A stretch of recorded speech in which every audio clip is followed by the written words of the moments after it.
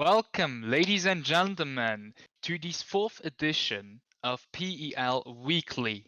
So I am accompanied by Noah and Daniel over Discord today, and Yes. this week, once again, we are gonna go over a recap of everything that's happened this week during past eSports League, and then we're gonna follow up with a League of Legends match, which is opposing Brotherhood of the Red Lions and Royal Family Knüppelclub. So, Daniel, Noah, hi. First of all, Hi. yeah, I think he does not have a very good internet right now, or No, he no. does He's not there. He's hear there. us. He's just not talking. He's refusing Hello. to talk. He is refusing to talk. Yeah. Oh, his laptop died. Good job. That's great. Yeah. Everything's working as That's always. true. All right. Well, I would. while he is fixing that, some announcement, ladies and gentlemen. We are looking for more staff to help us. Just like last time, it is journalists, editors, maybe casters, people interested to work in general in the esports scene and who want to help us. I think we're going to do a Facebook post about that. And also, yes, in chat I'm now. back. Daniel's back. And in chat now we have a link to the Facebook page where we're gonna post that. Hi Daniel, I just told people that we are looking for more staff.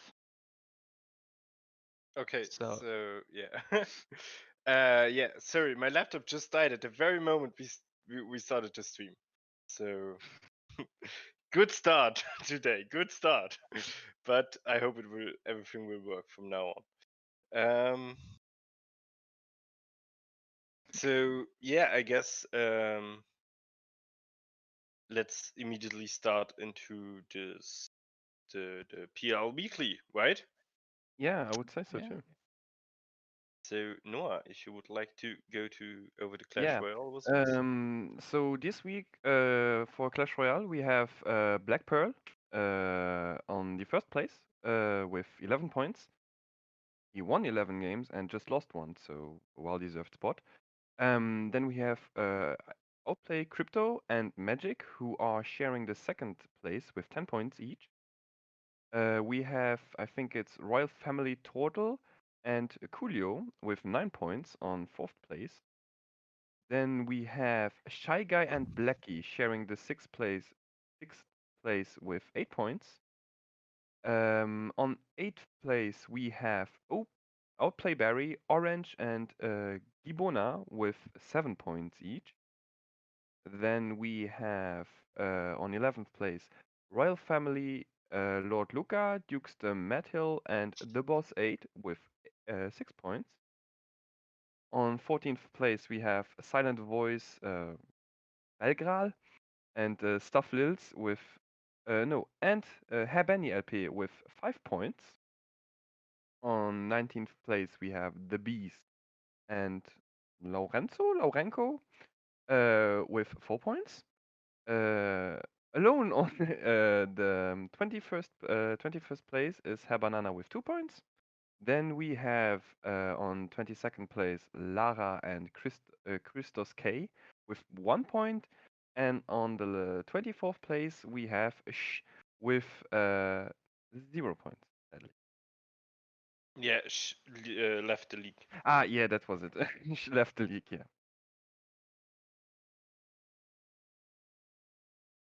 So yeah, I guess I'm gonna take it over from there with the results of FIFA and the current standings. On the first place we have Outplay X Fabinho, who has with 21 points the lead, together with Forio Class 27 and Outplay LXB FIFA.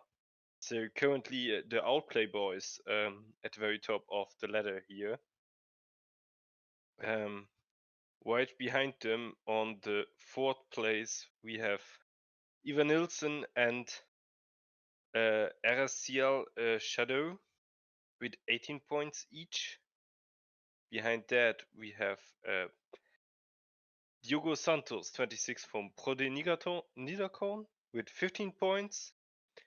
And then we have TSK Malacca with 12 points, together with Prestino, also 12 points. And Outplay Cicinho, also 12 points.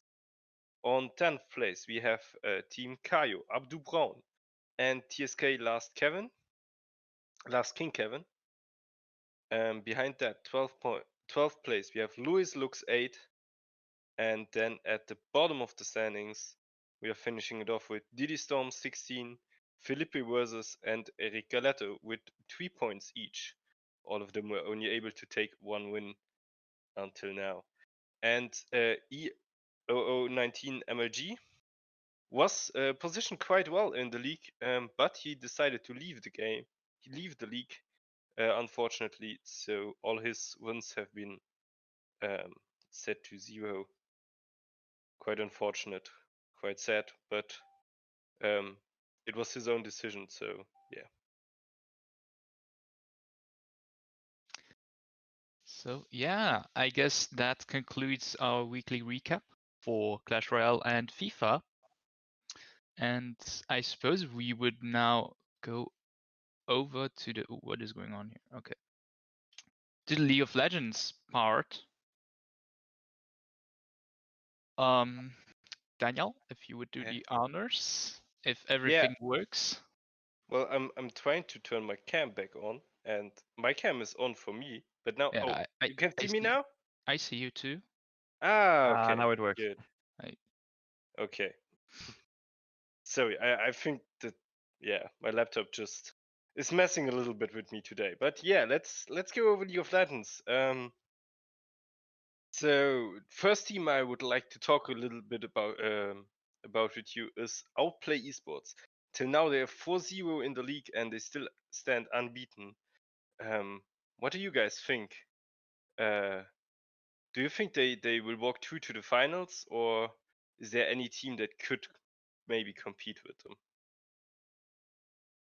I would say it's difficult to say up until right now.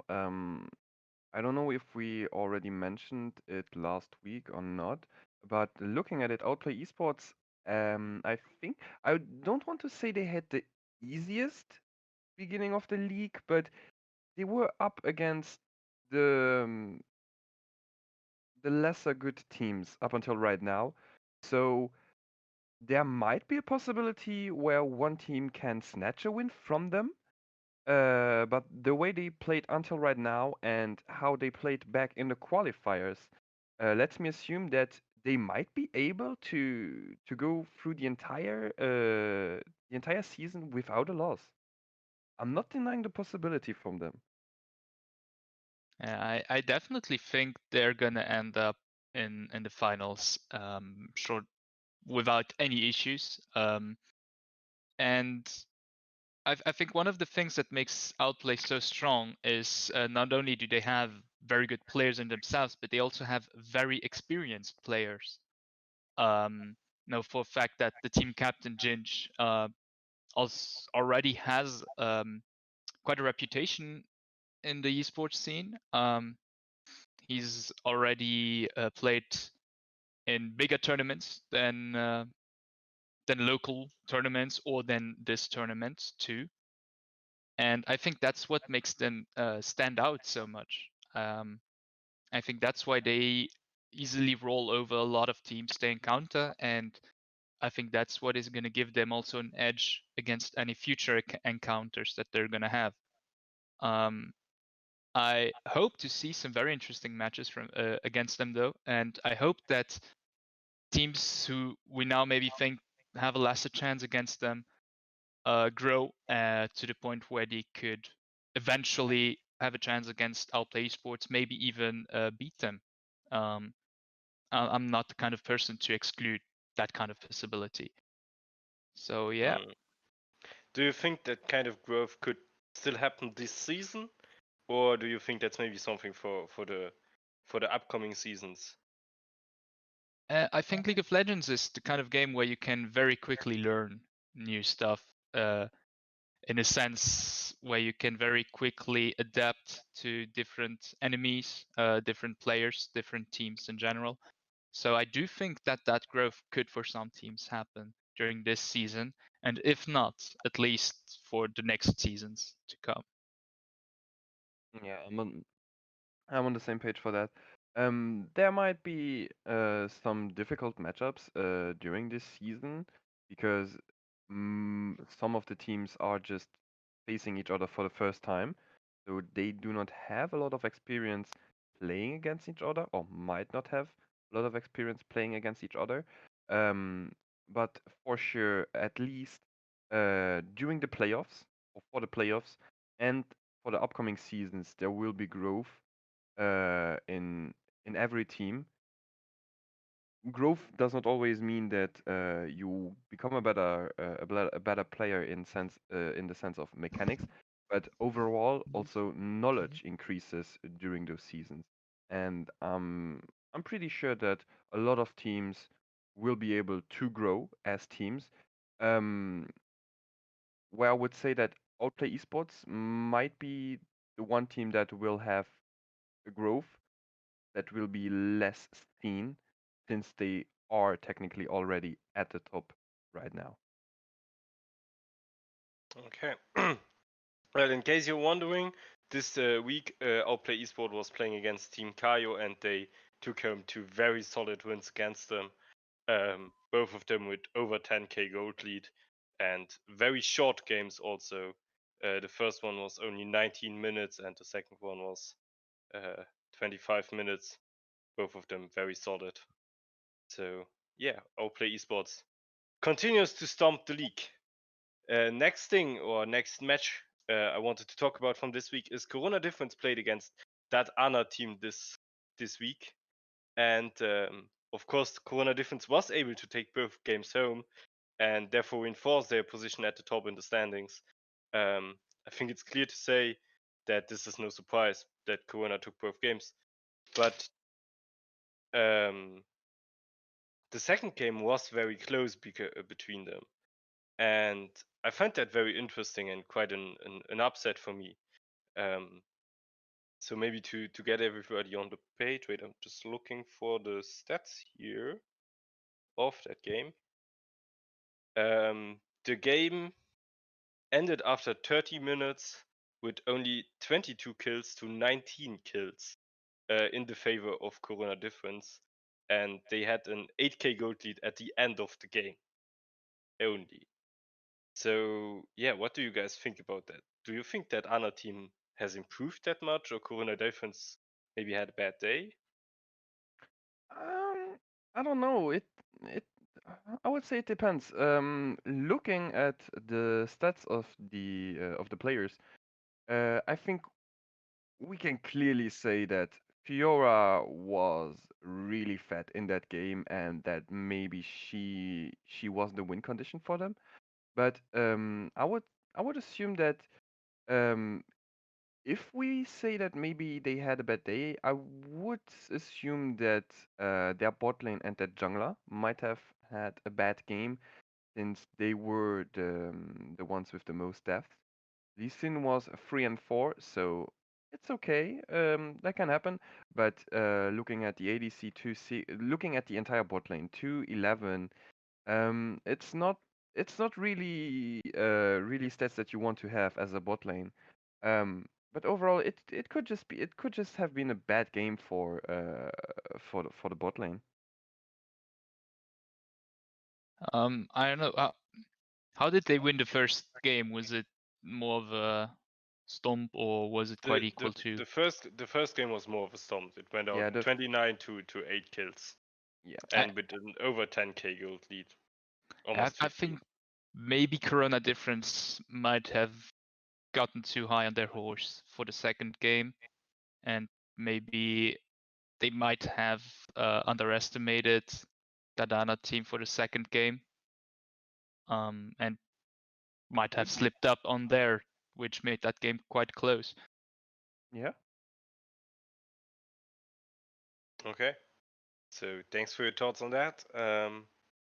I also would like to talk a little about Team Slick. I think for me, they're quite an upset this season, because I thought they would stand much better in the standings after 4 weeks of games. But right now, they are at the bottom of the ladder alongside Kayo, the Dana team, and North one side. They do have, however, easier games coming ahead of themselves. Do you guys think TSK can make it into a better spot until the end of the season, or are they just not as good as I expected? I don't know. I'm on the same page as you. I'm actually disappointed on the performance. I had a lot of hopes for them, seeing their growth during the last year. Um, I really wished for them to have good games, but yeah, being at the bottom of the standings right now is I would say it makes me a bit sad because I hope they would be good and they would be contenders even against not against Brotherhood of the Red Line, or maybe even Corona difference. Um, but yeah, with easier games coming from them, I assume they should be able to get to the playoffs. I definitely think that they can still go up quite a bit, and maybe even if they qualify for the playoffs, even there have once again a better performance than they did up to now. Because, as you said, they had a lot of growth, and I think they can still grow quite a lot. And I think that's where their strength comes from. It's just that they grow quite a lot and quite fast too. So, talking about playoffs right now is also very interesting. I think we are at the middle of the season right now, and a lot of games have been played, and the standings are showing a picture. And for me, I think it is quite an interesting thing at the moment who might make it to the playoffs, because that Anna team and North One Side are still on the same level with Team Slick and Team Kayo, and all of them could still make it to the playoffs. So, what are your bets on that? Did they change, or would you still say that TSK and Team Kayo should make it, and North One Side and the Dana team would drop out? Well, I think one of the issues to say, let's say, to have a clear idea about that is that we have not seen those teams play that often. We've just gotten a lot of the results. I know the performance we saw from North Frontside against that Anna team, it was quite a fiesta. Both games, it was just kills falling over there and over there.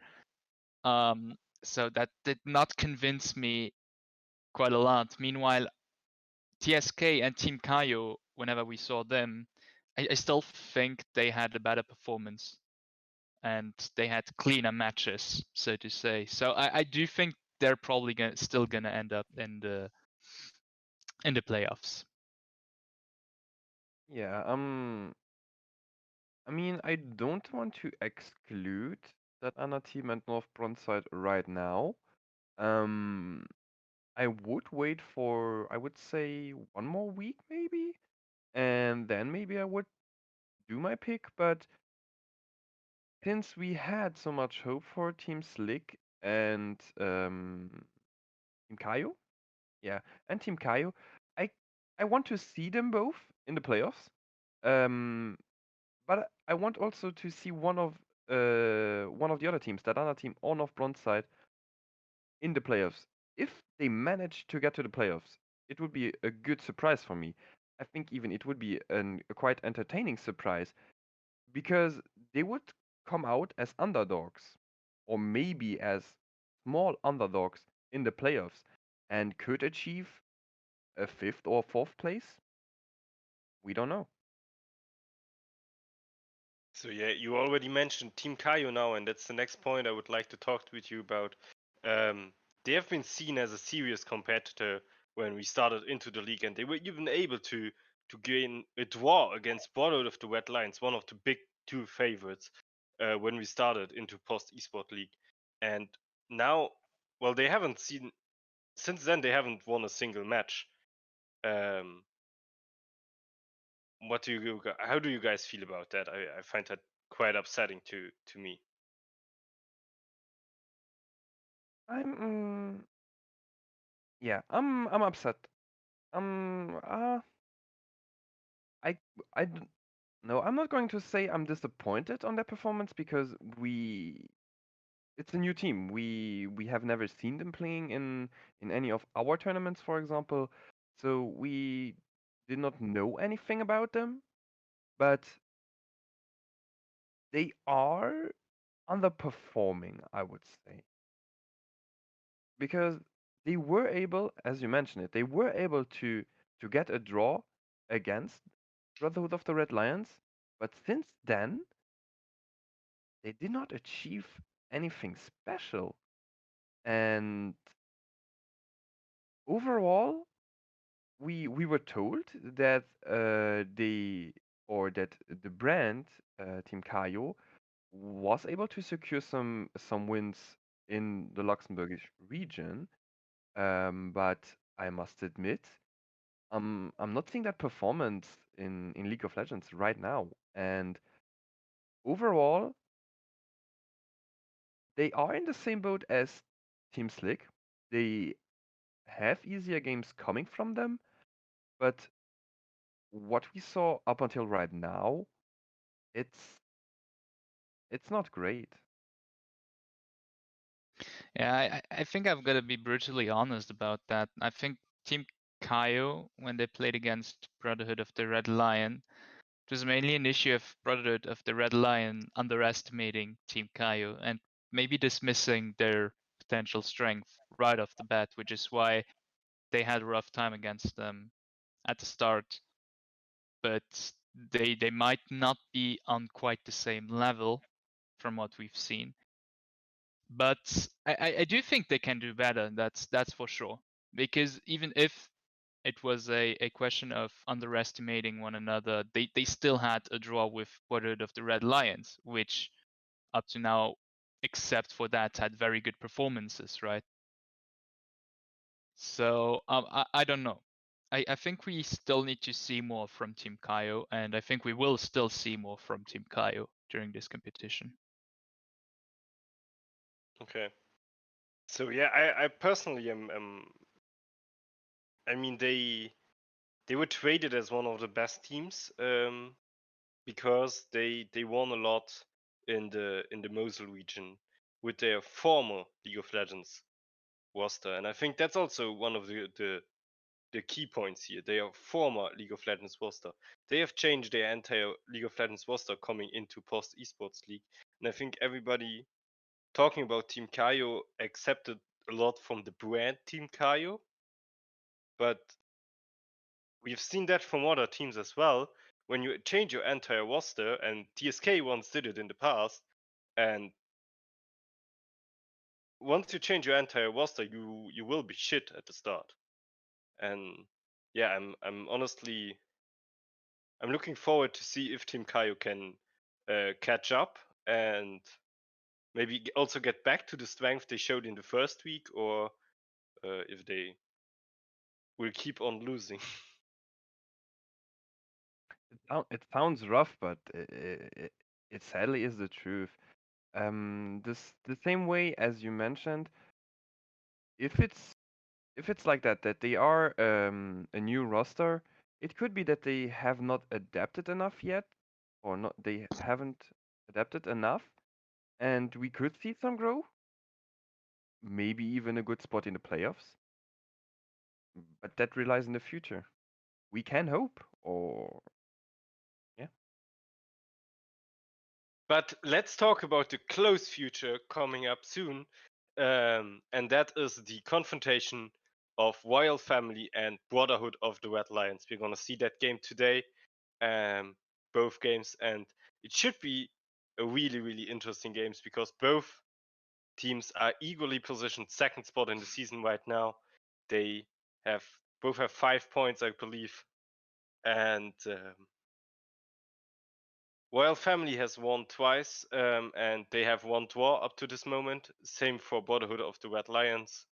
Um, Royal Family won against North Bonside and Team Kaio, so 2 wins that might not have been too hard to get, depending on how you might rate Team Kaio at the moment. And they got a draw against Team Slick, who are currently also at the very bottom of the standings. And Team Slick got their only point against Royal Family. On the other side, we have Brotherhood of the Red Lions, who got 1 win against the Dana team. Also, again, quite easy. I think you can set that up with the win of Royal Family against North Bonside. And Brotherhood of the Red Lions was able to take the win home against Corona Difference last week, and it was not even close. So I think we are talking about a very strong team when we talk about Brotherhood of the Red Lions. However, they had also 1 draw against Team Kaio, which Royal Family was able to win. So who do you guys see ahead in this composition, in this confrontation? I think I gotta put my money on Brotherhood of the Red Line for this match. Because as I mentioned before, I do think they might have underestimated Team Kai when they drawed against them. And I do think they might have the edge against Royal Family too. Because Brotherhood of the Red Lions is a very strong team, I think. Royal Family did prove themselves too up to now in this competition, but I just don't think they're quite on the same level. I don't know. I'm split opinions. Looking at it, yeah. As Loic mentioned, Brotherhood of the Red Lions only drew against Kaio, while Royal Family won against them. But it could be that Brotherhood was not able to secure the win against Team Kaio because they were underestimating them or overestimating them. Depends on the point of view. But overall, I'm not sure on who I could call for a win because if you look at the overall status, both teams had the same amount of wins against, I would say, teams that are equally good, but Corona Difference is stronger than Team Kaio. That's for sure. They are in the second spot right now, so we can say that.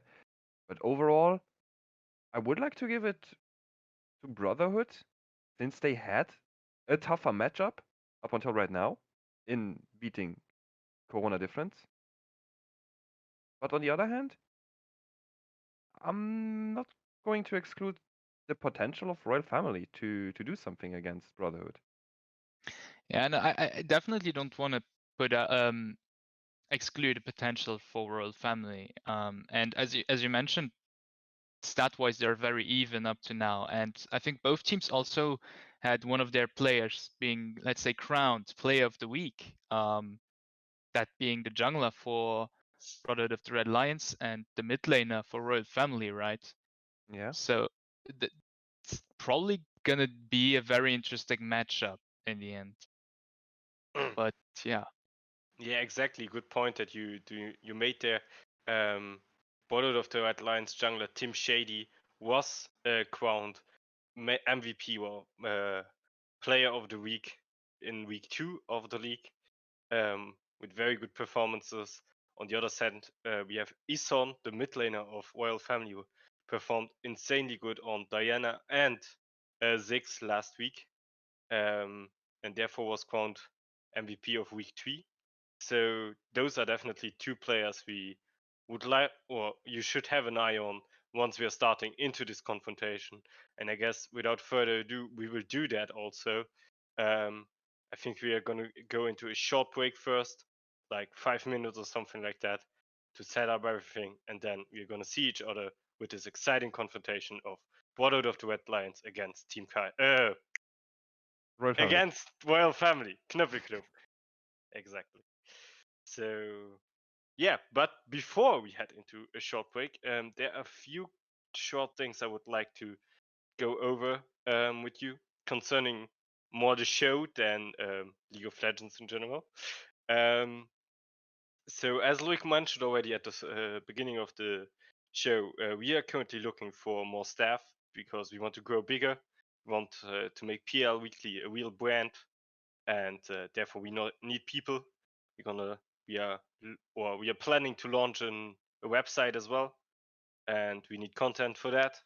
We want to introduce new casters, journalists, editors, especially also people that know more about FIFA and Clash Royale than we do. So in case you're interested in helping us and working with us on that amazing project, I can say it's a lot of fun, and it's also, well, for me it's a good time because I work with a lot of friends, but yeah, we are in general also cool people here.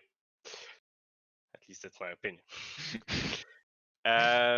So yeah, I think you biased. can that opinion. Yeah. So in case you're interested in that, write me an email to daniel.schmidt@lrt.lu, or just go to our Facebook page and write us a message there, and we can get in contact.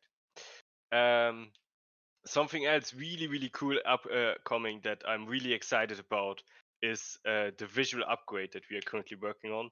Our Facebook page will get a new logo. We will have new designs for our posts, for our header, and we're going to do a rework of the entire stream.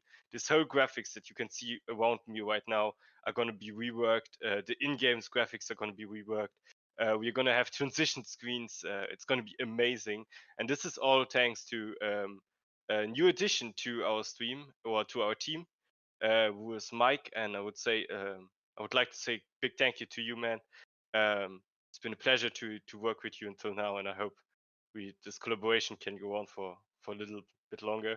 If you want to, you can also check out his Instagram, created by Mike Zine. Maybe François could put it in the chat, or yeah, you can just check it out yourselves. It should still be in the Discord link, I think. So yeah, something else.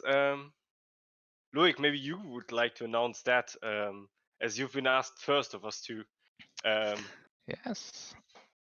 We've been asked actually to cast the playoffs of Porsche eSports League, the League of Legends part, of course, as we know Jack's stuff about Clash Royale and FIFA.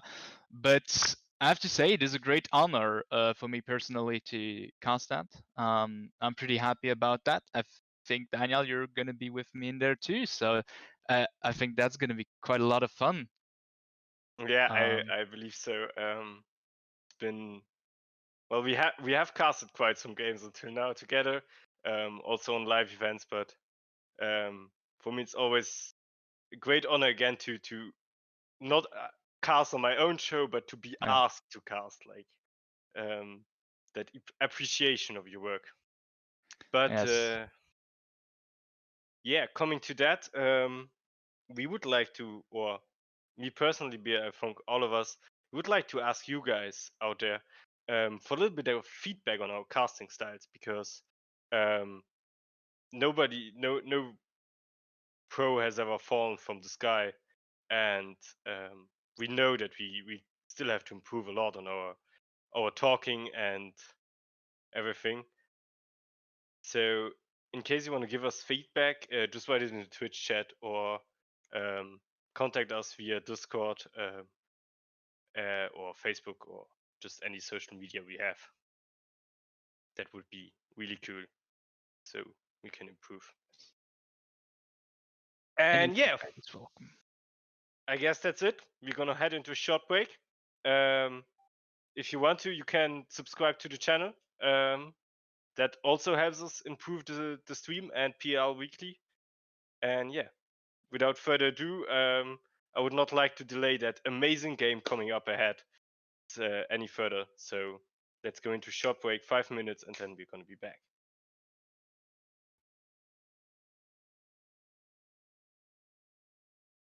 Welcome back, ladies and gentlemen, to PL Weekly with the first, or the only confrontation actually of today. But it's a very exciting confrontation. We're going to see Brotherhood of the Red Lions against, not Corona Royal Family. Defense. Royal Family. Royal Family. Fuck, okay, I got to learn the names, but it's okay. I think it's going to be a very exciting match, and I think if François is ready, we're going to jump right into the champion select of this game.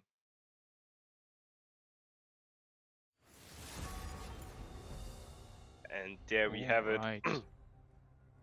Yes, we see. Yes. No, but I'm No. gonna try Yeah, to. it's kind of it's kind of kind small, of very but- small. Yeah, yeah, a lot better, yeah. a lot better. Perfect. Yes. Now I can That's see it, stuff. though. So first ban of Royal Family Knöppel Club was Kassadin. Yeah, I think the Kassadin ban overall is something good. Kassadin still remains a top tier mid laner, even though his early game is not strong.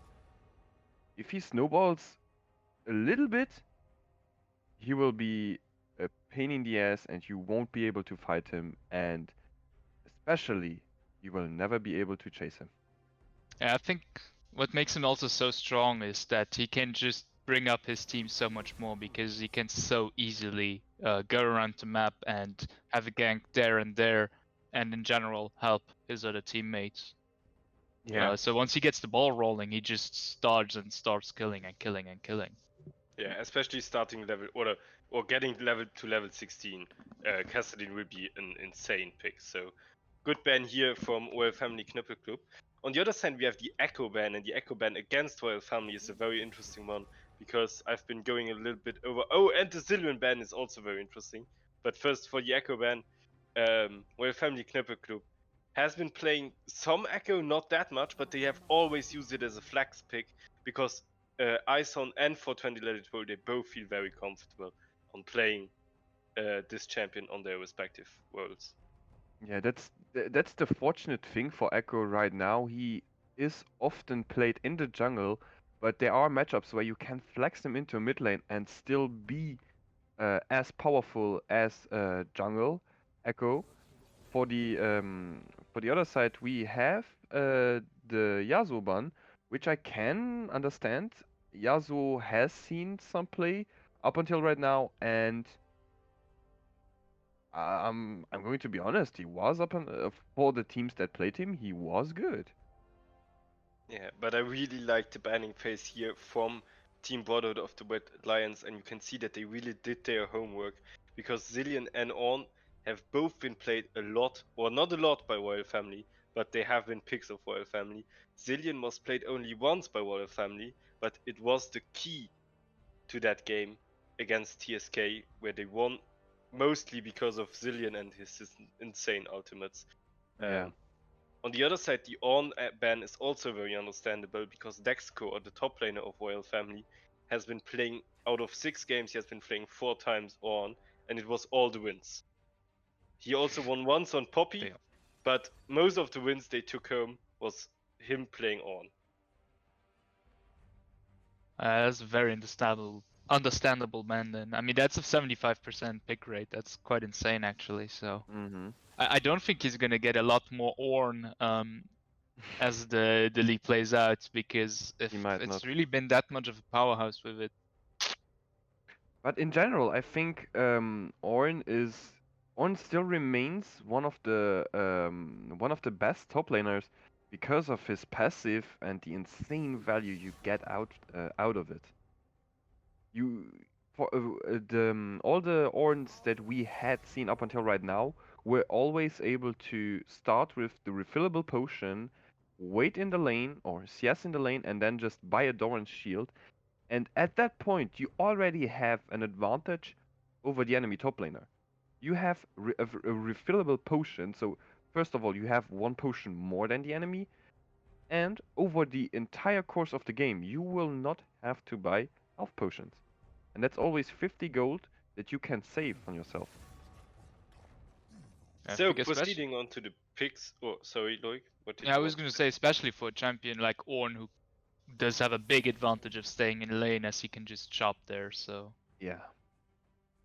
So proceeding on to the lanes, there are 2 picks or 3 picks actually jumping directly to my eye. And first, that's the Jarvan and Kayn pick on both respective sides. Kayn has been played by both junglers a lot. So it's no wonder that they are going for the Kane here. But who I wanted to mention here is Tim Shady. He is the MVP of Brotherhood of the Red Lions, or at least he was crowned that once. And his two best games, or most insane games, were on Jarvan and Kane. And I think Kane is not only the first pick for Royal Family Knöppel Club, but it was also picking him away from Tim Shady. And Tim Shady just went for, okay, you get Kane, and I'm going to take Jarvan, I'm going to whack as well.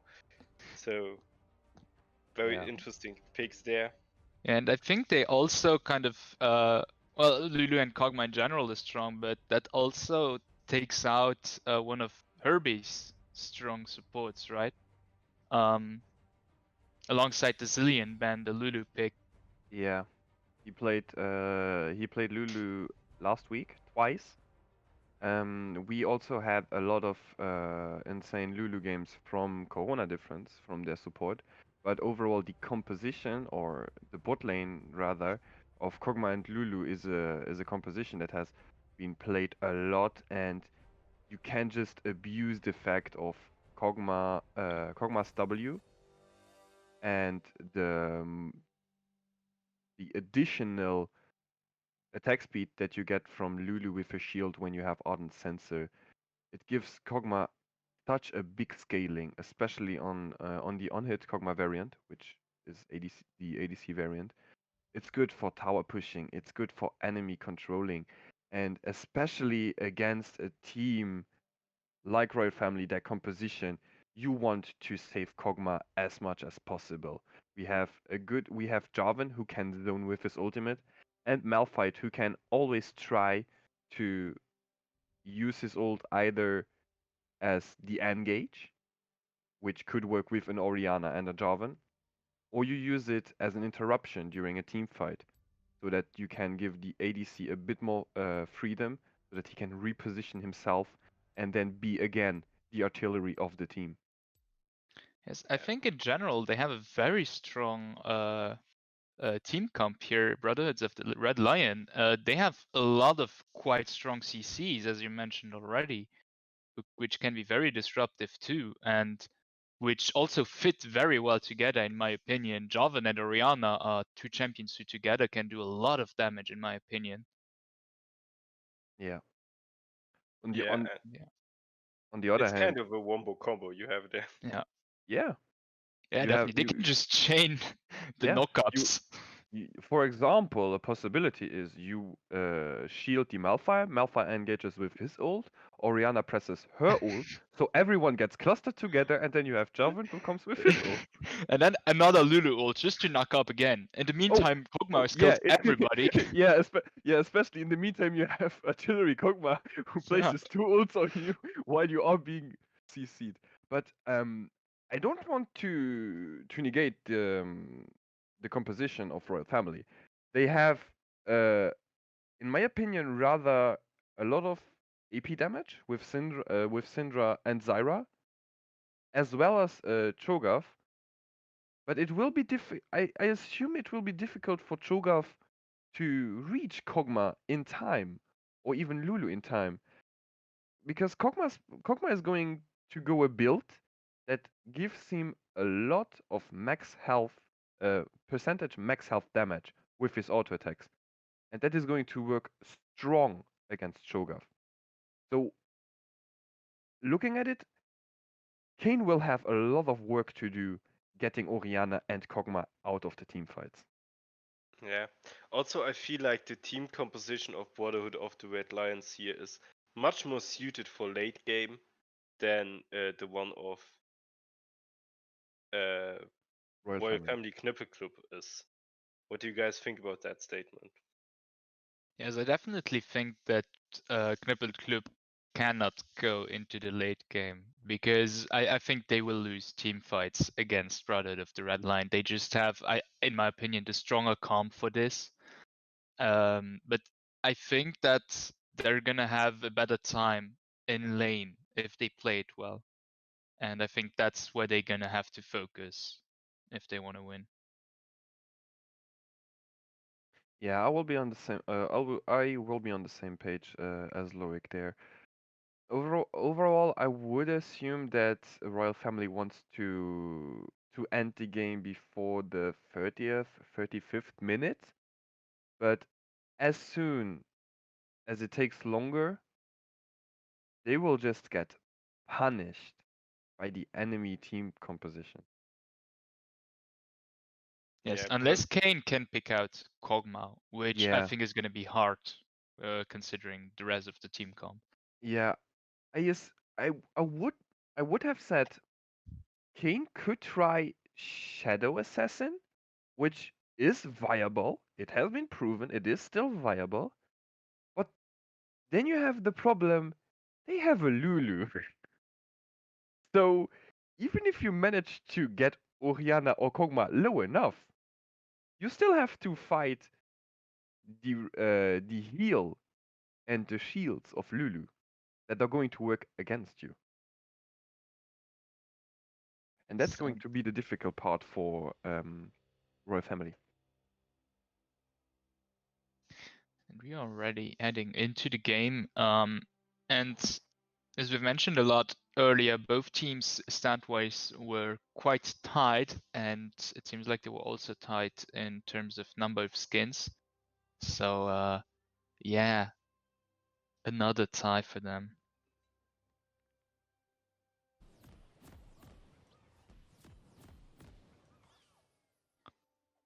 All right.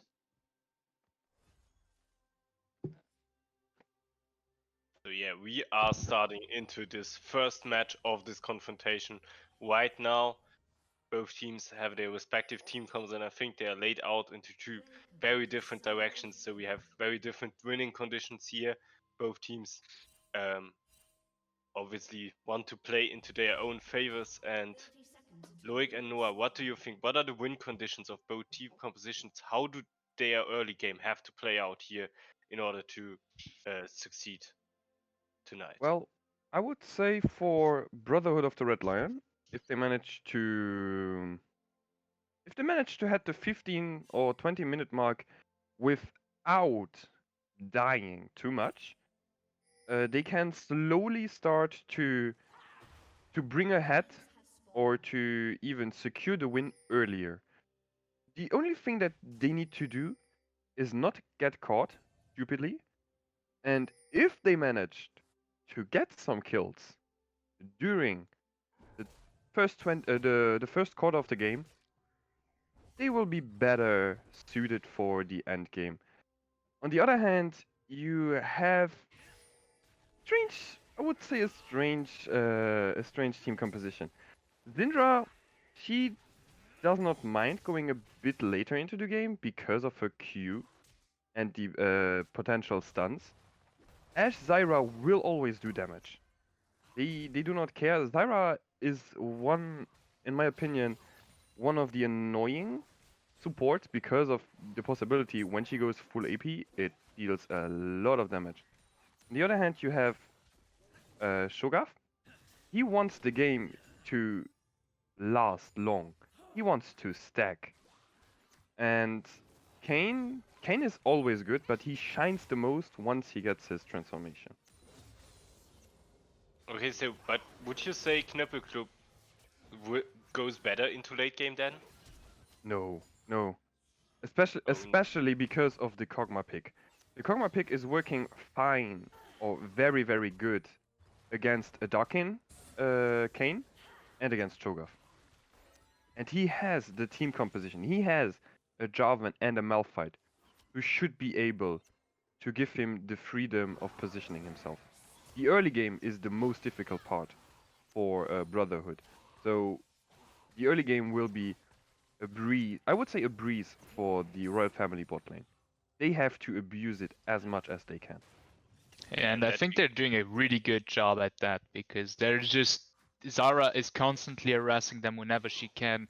They got Kog'Maw also very low, very early. He's already out of pots. And in general, also Ashe is already starting to get, although it is very tiny, she's starting to get kind of a lead in terms of CSing here. Yeah, it's also the reason why Kog'Maw started with a Doran Shield. I think he already knew it's going to be a poke heavy lane, and he has to try to Oh, and we have get the points. first blood here from Cho'Gath on the top lane on the Malphite, and now we have the the Jarvan here on the top lane. Brotherhood of the Red Lions doesn't want to go that without any revenge. On the other side, we have also a lot of fighting. Royal Family Knöppelclub taking the kill on the Lulu, cancelling out the trades with 2-1 here, and they take the lead here in this early game, but only by a little chance. Yes, and Zara also escapes very low from the Yeah. Kog'Maw's damage. And again, another gank right off the bat. Yeah, and Unlucky. Orianna drops very low here, has to flash under the tower, but she does get out. So we already have a very... Yeah, continue. We already have a very movemented game here, and already a lot of summoners falling quite early in the game. Both bot lanes are also out of summoners, so I think the junglers will want to look around there now. Yeah, what I wanted to say is that Royal Family did exactly what they needed to do to give themselves a good winning chance, and it is getting early kills. I mean, the kill on Zyra is better than it looks for an ADC, because Ashe can think that way. Okay, Zyra got the kill. Zyra will be even more annoying right now for the enemy team, and Ashe can just freely CS the entire time. Oh, and Cho'Gath deals a lot of damage here against the Malphite on the top lane. Yeah, and he's already out CSing him already by quite a bit too.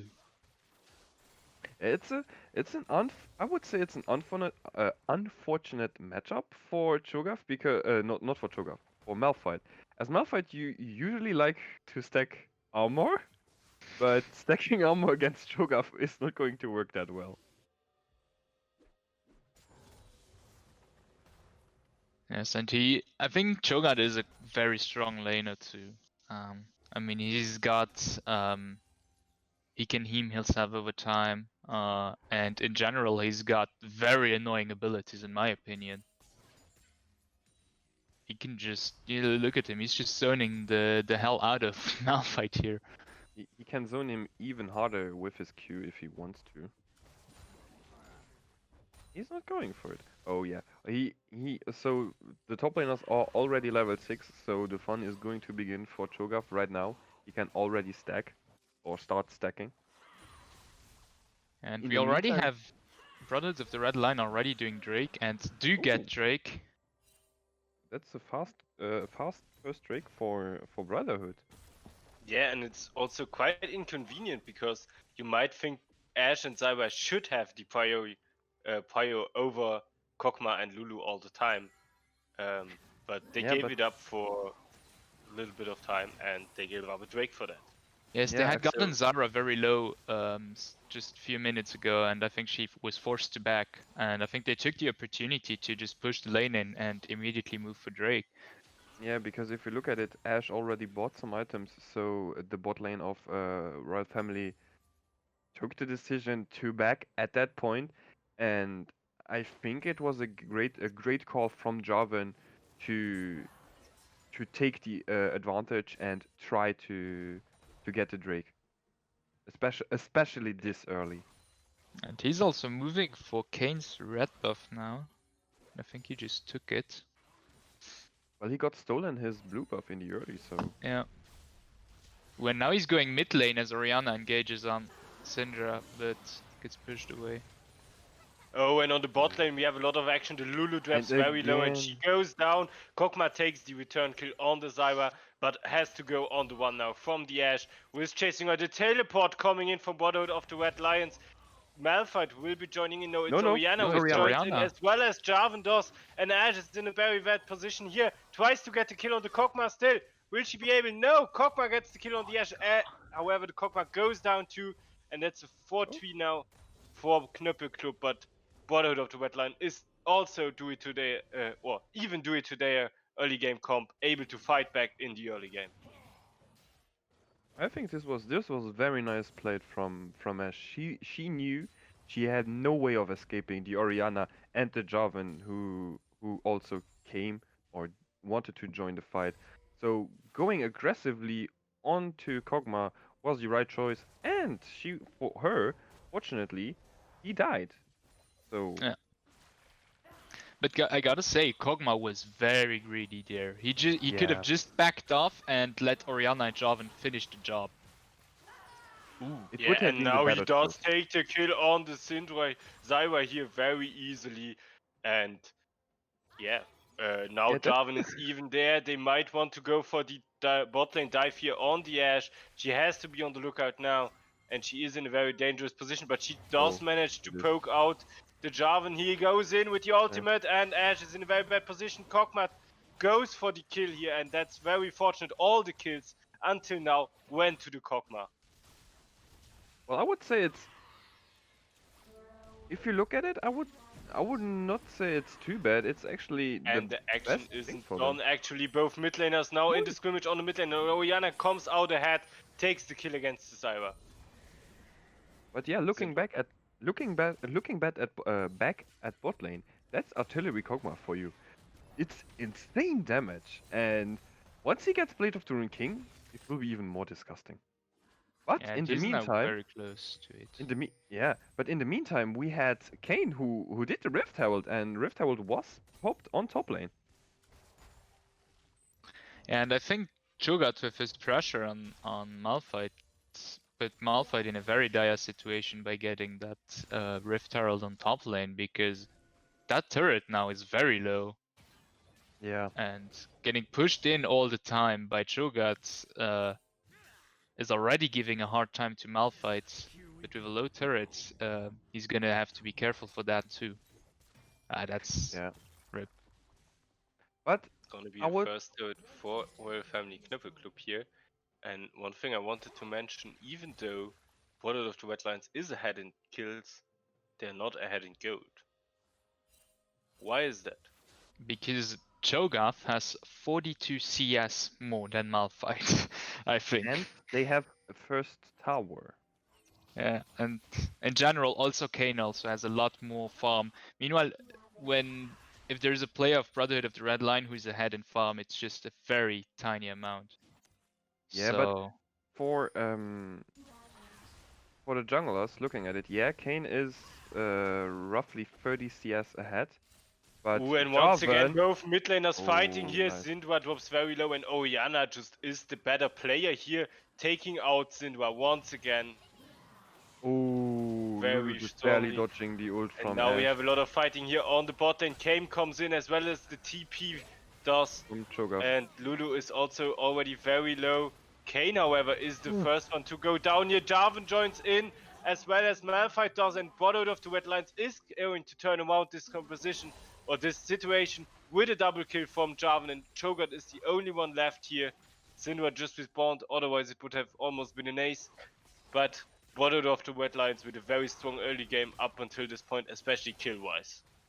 This was a nice play from Brotherhood of the Red Lion. First, they are getting zoned out, so Kog'Maw and Lulu had to survive somehow, but then the redemption just came from them where they nearly aced the enemy team. and also a very clutch Lulu ulti which saved her life. Yeah. And that fight is putting them in a very good spot. They're now taking a second Drake, and Kog'Maw and Lulu were able to put quite a bit of damage on that turret on bot lane. So And also on Cho'Gath. yeah, but it's Um, Cho'Gath, so yeah, but I'm asking myself if it's the right decision to put Cho'Gath right now on bot lane, especially against Kog'Maw Lulu. and Kog'Maw is now gonna finish his Blade of the Ruined King if he backs. So he's definitely gonna have enough gold for that. That's going to be another power spike point. When Jeez. Orianna and Syndra fighting once again, we have seen that matchup yet now quite a few times, but this time the team is there to help the Syndra, and Orianna is the one to go down here. And that's a juicy shutdown. It was very nicely played from Zindra. She knew or she saw that Kayn and Zyra were moving, so she was able to take the trade, and she it paid off. Zyra got the kill, but I mean, if you take Zyra or Syndra as your AP carry for the game, it's not a big missed opportunity if Zyra gets the kills instead of Syndra. And Knup is going bot lane and taking a kill on Lulu, and I think they're gonna want to Holy take moly. that turret. Yeah, they want that turret. Jarvan is also already coming for the bot lane. But what are they going to do? They Oh, are in a and now 3v2. Brotherhood of the Red Lions dives under their own Oh. tower here with the Jarvan. Nice. Cho'Gath is the first one to go down here, but so does the Kog'Maw, and that is a big shutdown as well. Yeah, Kane also died in the meantime, and Jarvan now goes for the re-engage here, but that was a bad idea. Ashe is behind him, and she takes the shutdown on Jarvan here. And in the meantime of the entire bot lane action, we had Syndra killing Orianna on the mid lane. Yes, and she's pushing now. Meanwhile, Malphite is having a tough time against minions on top lane. Yeah, well, Malphite. The problem for Malphite, Yeah. he got some fight. He got I think it's Bami Cinder, very late because of his matchup. Usually, at least when I play Malphite, I try to get Bami Cinder ASAP. Oh, and both AP carries of Royal Family here just jumping on the Orianna, taking her out of her existence in just a bare few seconds. I think someone is getting focused here.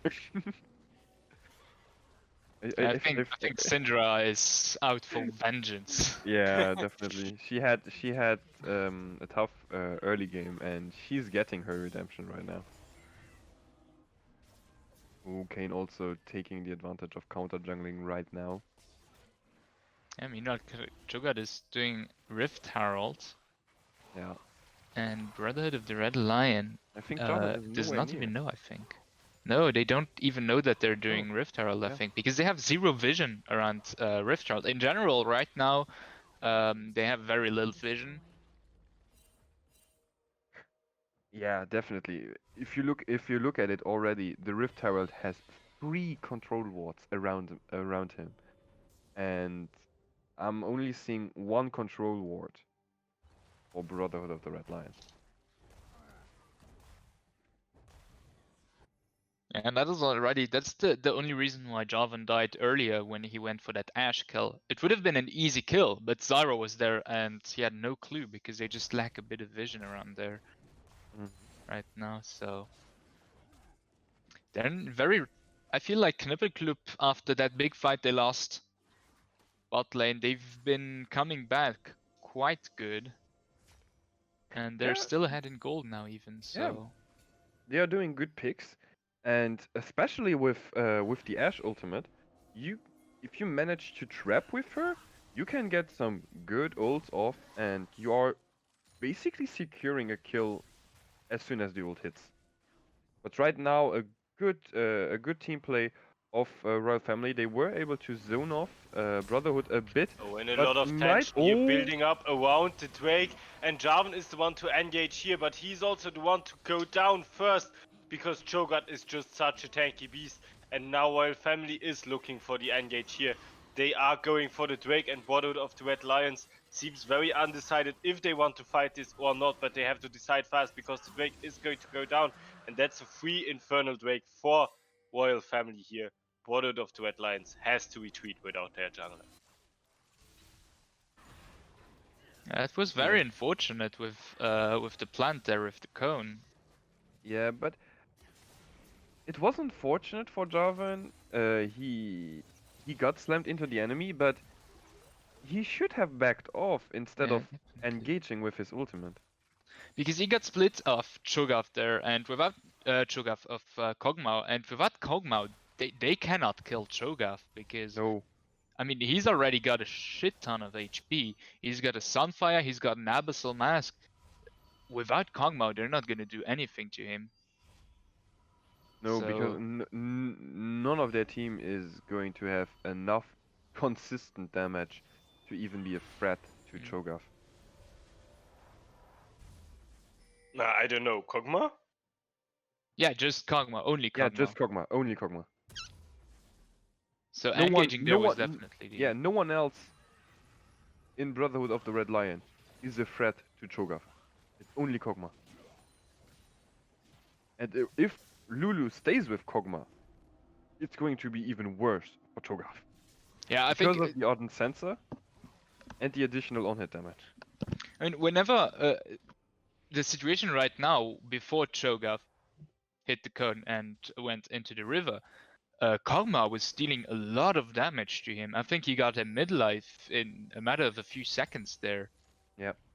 And he's very well aware that he does not stand a chance against Kog'Maw, especially if he's got people to peel him. So he's gonna want to get away from him, definitely. Problem also for him is he is the front line. He has to stand closest to Kog'Maw, and he's just going to soak up so much damage. And that's also the opportunity, or that's when Royal Family has to take the opportunity and abuse it as much as possible. They have a huge meat shield that is going to take a lot of damage, and those seconds are the most countable, or the seconds that count the most for Royal Family. As long as Cho'Gath is alive, they can do something. As soon as he's dead, it's going to hurt. So Baron is the next bigger objective coming up here, and both teams immediately set down a little bit of vision around that area. But overall, it's Brotherhood of the Red Lions who are currently a little bit in the defense here against Royal Family Knipper Club, who are leading by a comfortable 4k gold lead at this moment. And yeah, even though they had a decent early game and they should have the better late game, but Royal Family currently seems to shine a little bit. What do you guys think about that? I think it's it's going as we had planned at first, because Royal Family. Ooh, a nice engage here. engage from Malphite under the turret here, taking out the Kane immediately. Jarvan with the re-engage even for Brotherhood of the Red Lions, and now they are still on the Cho'Gath here, taking him out. Kog'Maw getting a lot of kills once again, and all of Brotherhood of the Red Lions is able to get out of this team fight, while Knipper Club got a lot big losses. Only Syndra and Ashe are left, and they should not be able, or they at least should not try, in my opinion, to contest this Baron from Brotherhood of the Red Lions, but it seems like they want to. And while Brotherhood of the Red Lions immediately engages on them, and Syndra does fall. Ashe is left, but Ashe, oh, she is fighting back, and Jarvan trades his life for Ashe here, and they at least stopped Brotherhood of the Red Lion from taking this Baron, because without a jungler, that's never a good idea, and when your entire team is low, and Knipper Club is already respawning, you should not be greedy to take this Baron. To reiterate your question from 2 minutes ago, the game, if Brotherhood keeps it up right now, the game is over for Knipper Club. Already. They were able to tower dive Knipper Club and come out with 0 deaths. But they did play that fight really well. They took out the AD carries, and they completely ignored Cho'Gath as well as they could. That's it. And if they continue like that, the game is already over right now. Yeah. The only thing they have to do is keep Kog'Maw alive, and they're doing that really good up to now, in my opinion.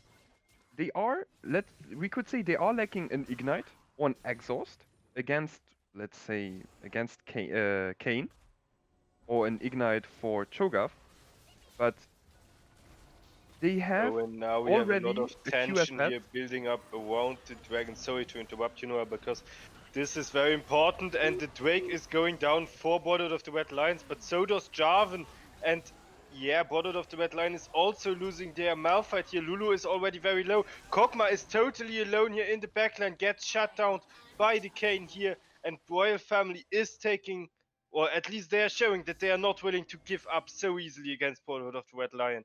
And now they are in the position to rotate towards the Baron and maybe take that. Yeah, losing Kog'Maw was very, very rough for Brotherhood.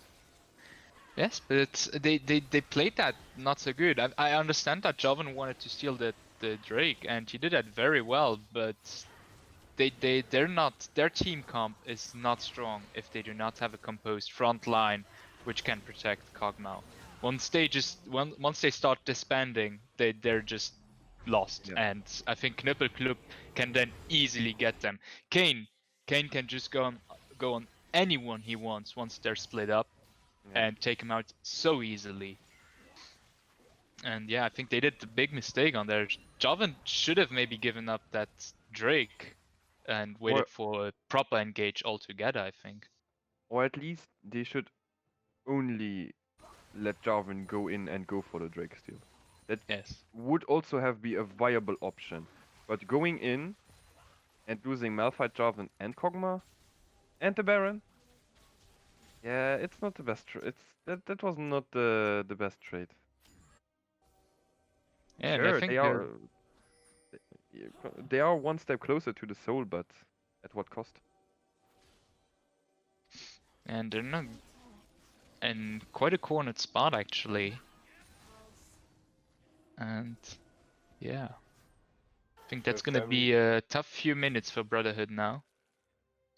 With their Baron, they want to build up the tension here around the base of Bordeaux of the Red Lions. We already see the Cho'Gath on the bot lane pushing in the lane.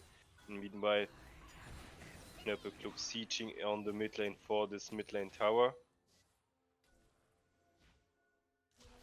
Trying to defend as well as they can. And I think with the Kog'Maw they also have good tools to do so.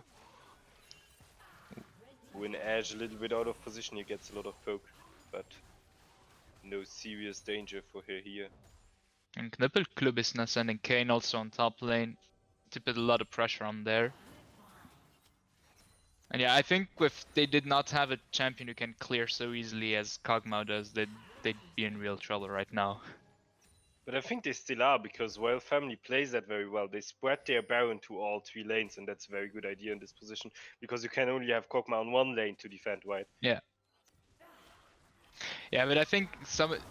Ooh, very nice engage. And now we have from Bordeaux outside. with the engage here, and Knippelclub is not in the position to fight, because Kane is on the top lane, and they are being eaten up by Bordeaux of the Red Lions here. Only one going down for Bordeaux of the Red Lions. No, actually, yes, they lost the Lulu in the meantime, but what's a Lulu if you take out the both carries, or not both carries, but you take out the Cho'Gath and the Ashe, so both very threatening champions here for Bordeaux of the Red Lions. Yeah, I think mainly without Cho'Gath, Knippelclub is not as safe. Definitely not as safe from engages. Joven can easily engage anyone from Knippelclub without Cho'Gath to interrupt him, so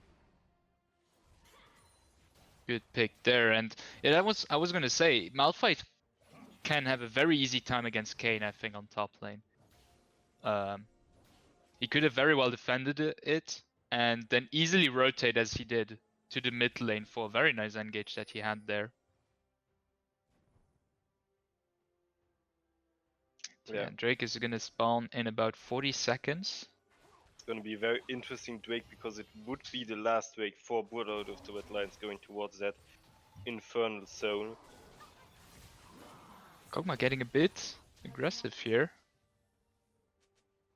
But he can with the Lulu. He's backed up by his team, and luckily for them, Knippelclub is not there together. Well, yes, but you can see that Knippelclub is grouping also around this area. They definitely want to fight this Drake, and both teams want to. And now we have the engage here from Royal Family Knippelclub on the Lulu, and he also is the first one to go down. Jarvan now with a big engage here in the backline of Knippelclub, and Zyra goes down, but so does Jarvan and Kog'Maw and Orianna, and it's a triple kill here.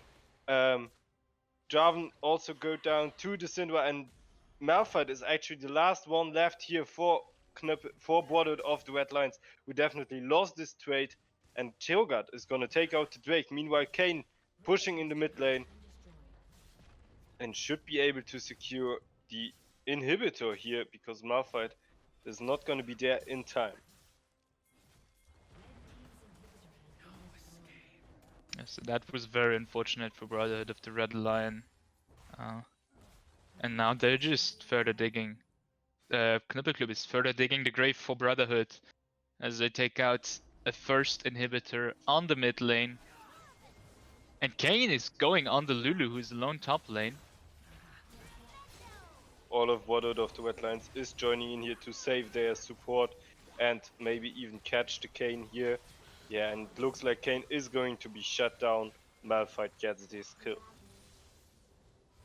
And that is not so good for Knuppelclub because Baron is gonna spawn soon. And if Brotherhood wants to take it, It is a back and forth.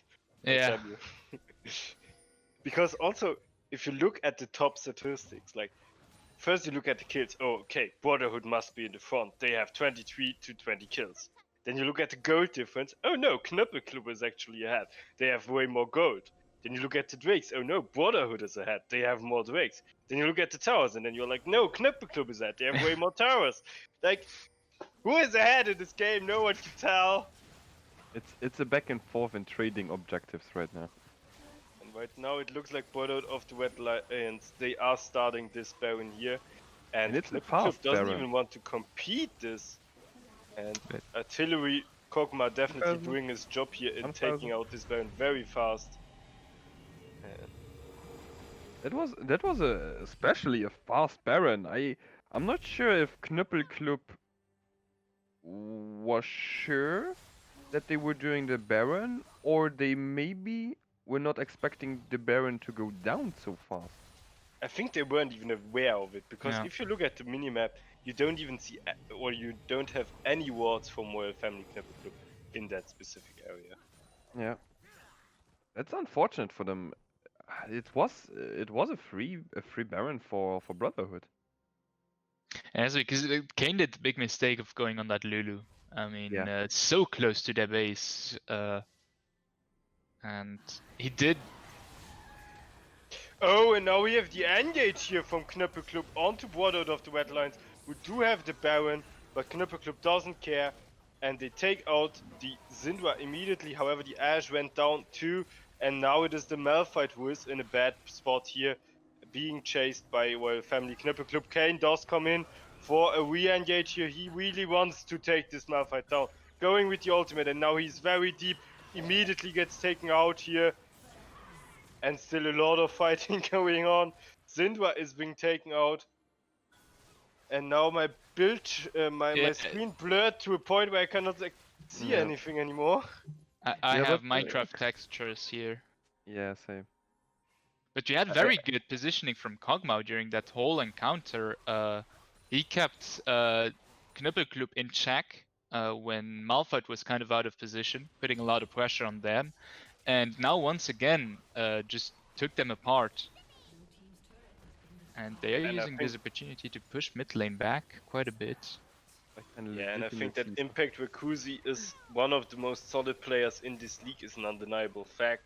Also, if you look at last week against Corona Difference, with his insane performance on the Lucian against Corona Difference, and here today again with a very solid Kog'Maw, which is quite a hard champion to play in professional play. It is, but if you look at it, it paid off. 11-4-10. I mean, it really paid off for him, and he made the best out of it. And I think Rakuzi is also one of the players we've already seen a bit more of the actual players of PEL. He's been playing in most of our tournaments up to now, and has already there shown quite a bit of skill on the bot lane. Yeah, that's true. Yes, and yeah, we are able to see the game now again in a watchable quality and full HD broadband. 8K. And as Drake is spawning in 30 seconds, it seems like Knuppelclub wants to go for full-on attack on top side. Yeah, I guess they are going for now.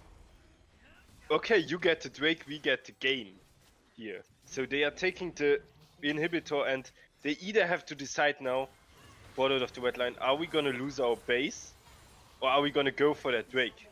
and they decided to not let go of their base, and I think it's the better option here. Yes. And both Syndra teams in a are bad spot. in a very bad spot here. Jarvan with the NH now, and Syndra is very low, is the first one to fall here, but they might be more to come. Yeah, Kane is the next one going down, and we have now Cho'Gath being taken out by the Kog'Maw all the time, but he takes Orianna with him along. Ashe also went down, and overall a worse fight for Royal Family Knöppel Club here. Zyra is the only one left, and she is walking towards the Drake here, but I don't know what she wants to do there, because she will not be able to secure that alone, or even contest it. And Blooded of the Red Line is finally able to take their 4th Drake here and get that Infernal Soul. Oh my god, she might die. Cho'Gath is chasing, flashing even. Cho'Gath. Oh, and he gets the ace! Nicely done, nicely done. Well, But that was a very bold move of Knöppel Club, and it backfired hard against them, because now Brotherhood has the soul, and I think that might turn around the game for good in their favor, because that Cho'Gath is gonna do a lot of damage now. I don't know, because I Kog'Maw. thought this might turn around the game for good. I had that thought quite a few times already this game, so I'm not gonna give too much. This is a Dragon Soul. This is a Dragon Soul we're talking about. That makes and it was also difference. at some point a 7 or 8k gold lead for Knöppel Club. It was. Which it now was. is, but it was, which is but now now closed. it's soul. Because I feel like they've been the gold lead of Knöppel Club has been quite constant throughout the game, but it now is very, very tiny, and we are hitting the end game. Cho'Gath is full build, Kog'Maw is full build also, and just shredding through the turrets right now. Finally, Blooded of the Red Lines is able to get some turrets, but they are still not able to really defend their base here, because they make good rotations as the whole team, but so does Royal Family Knöppel Club, and Royal Family Knöppel says, well, we are losing the fight, so we are not gonna fight. We just play chess around you, and we go on the other side of the map and gonna tear down your base. And to be honest, I really liked the rotation of Royal Family Knöppel Club there, going towards the bot lane when they saw, okay, Blooded of the Red Lions goes for their top lane.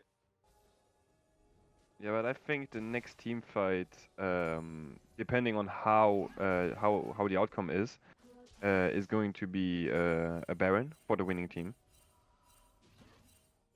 And what is Cho'Gath doing there? Whoa. Flashing. Yeah, that's not good. That's very, very bad for Cho'Gath. I don't know, it's Cho'Gath. Cho'Gath doesn't need his flash so much. You know that Cho'Gath's ult is an execute, and just being far away and far enough from him is going to deny his execute. He wants to be close. I mean, that's true, but I would rather have a flash on my Cho'Gath, on my Ashe, for example, than on my Cho'Gath. Look at this damage with one auto attack on a tank. Holy shit! However, Lulu is in a bad spot here, but Kane does so too, because all of Blooded of the Red Line went upstairs to say hi to you, and yeah, it was not a very friendly hi from your neighbor, but it was more like, hi, I have a gun and I'm gonna shoot it. Lulu just baited herself as so nice and managed to give them the kill on Kane. But it's not the first time, and Kane always falls for that bait, and I think that is kind of dragging Knöppel Club down right now. Because they... Oh, big engage here on the mid lane, and Ashe and Syndra are going down, so does Cho'Gath. Blooded of the Red Line goes for the entire ace within a spare seconds, and was just for a few seconds not looking at the screen, and everybody was dead. Okay. Yeah, and Cho'Gath was in Kog'Maw's face, and Kog'Maw just got so many shields from Lulu, and healed so many of his health back. He was still full life at the end of the fight. That's quite impressive. That's a free Baron for Brotherhood of the Red Line. The good part for Brotherhood right now is they have a Baron again, but at least they might be possible to push some more towers with that Baron now. Yes, definitely. And I think, man, that was a tough one for Knippel Club. They got decimated in that fight. They had no Absolutely chance. decimated. I think that's definitely, like you said, the fight before that was the breaking point for Brotherhood of the Red Lions, and I didn't want to believe you in the first place, but I think you are right now, because Brotherhood of the Red Lion now has taken the Baron. They are very dominant in all team fights, and I think we are also at a point where Royal Family of the Knippel Club can no longer out-rotate Brotherhood of the Red Lions here, because they Yeah, no, just can build up so much pressure. the problem also for them is right now the Baron buff. If Brotherhood manages to gather some people around with a Baron, let's say top lane and mid lane, Knippel Club is forced to defend. They have to defend the Baron buff with some champs, and they can do what they're doing right now is trying to split push with Kane, who gets an inhib, but in the meantime, their base is going to get destroyed because of the Baron buff. And without Kane, they really have zero Oh, chance and of now we winning. have Jarvan with the Orianna ultimate, an insane engage, and Cho'Gath with the immediate triple kill here. Game over. It's game Yeah, over. no. Ladies That's and the game, ladies and gentlemen, what gentlemen. did we Game just over. see? That was the perfect team fight for Brotherhood of the Red Lions. You I could told not you. play this better. You could maybe chain it even off with another Malphite ultimate, but that was just simply insane, and it's a very deserved win for Brotherhood of the Red Lions in this first game. Yeah, it is But as man, we how called. close it was. It Yeah. is it went the way we called it. If the game goes for too long, or if they are going to be in the game and don't actually execute a win, Brotherhood will have a good time because of their picks. They were able to just combo their picks at in the last fight where Kane was missing, and in the blink of an eye, Zyra and Ashe were gone. That's a problem It was because even Cho'Gath could not peel for them against that Kog'Maw. That Kog'Maw was shredding Cho'Gath uh, in pieces, man. Just incredible. That's the great thing. That's the great thing about Kog'Maw. On one hand, we have Vayne, known as a shredder for tanks, but we also have Kog'Maw who can do the same. Yeah. well, Kog'Maw can shred everything, not only Yeah. tanks. Yeah. That's true. That's true. Because he's just like when you let it Kog'Maw scale, he's like an artillery gun. And it's also a lot due to the Lulu, the success of this game, Yeah, in yeah, my belief, definitely. because you cannot pick something like Kog'Maw if you don't have a Lulu alongside. And yeah, I think Lulu is just in general such a good support if you want to pick something like a hyper carry that needs a lot of protection and and help and shields and stuff. And Lulu is just so good at doing that and enabling you towards late game. And you can also, as a hyper carry, be out of position for once or twice with a Yeah. Lulu on your team. Yeah, because Which is very good. Kog'Maw was able to take very daring positions here. He sometimes was the front line of Brotherhood of the Red Lion, but Lulu always gave him such a huge shield. And if things were to go sour, she could just ult Kog'Maw, everybody's knocked up, and he can easily get away. Yeah. Yeah. Also, the fortunate part for him was taking cleanse or clarity. I think it's cleanse. Cleanse. It saved him, or at least he was able to survive a lot of engages because of it. On bot lane, a couple of times where Ashe ult hit him, he was able to cleanse it away and reposition. So this for him, it was good having that QSS already built in his kit. So yeah, Brotherhood of the Red Lion with an insane win in the first game of tonight, and I'm really excited for the second game because it's far from real to say that this was a stomp.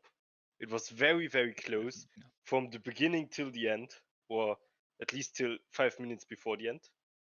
And I think Royal Family definitely is in a position to fight back against Brotherhood of the Red Lions. And yeah, not much more to say. I would love to jump into game 2, but first I really need to go for a pee, so I would say we go into a 5-minute break maybe, and then we head into game 2. Yeah, just a little reminder, because now you have some time. If you want to give us a little feedback on our casting styles, that would be great. Write it in the Twitch chat or contact us on any social media you want to. Would be really cool for us, because yeah. See you soon.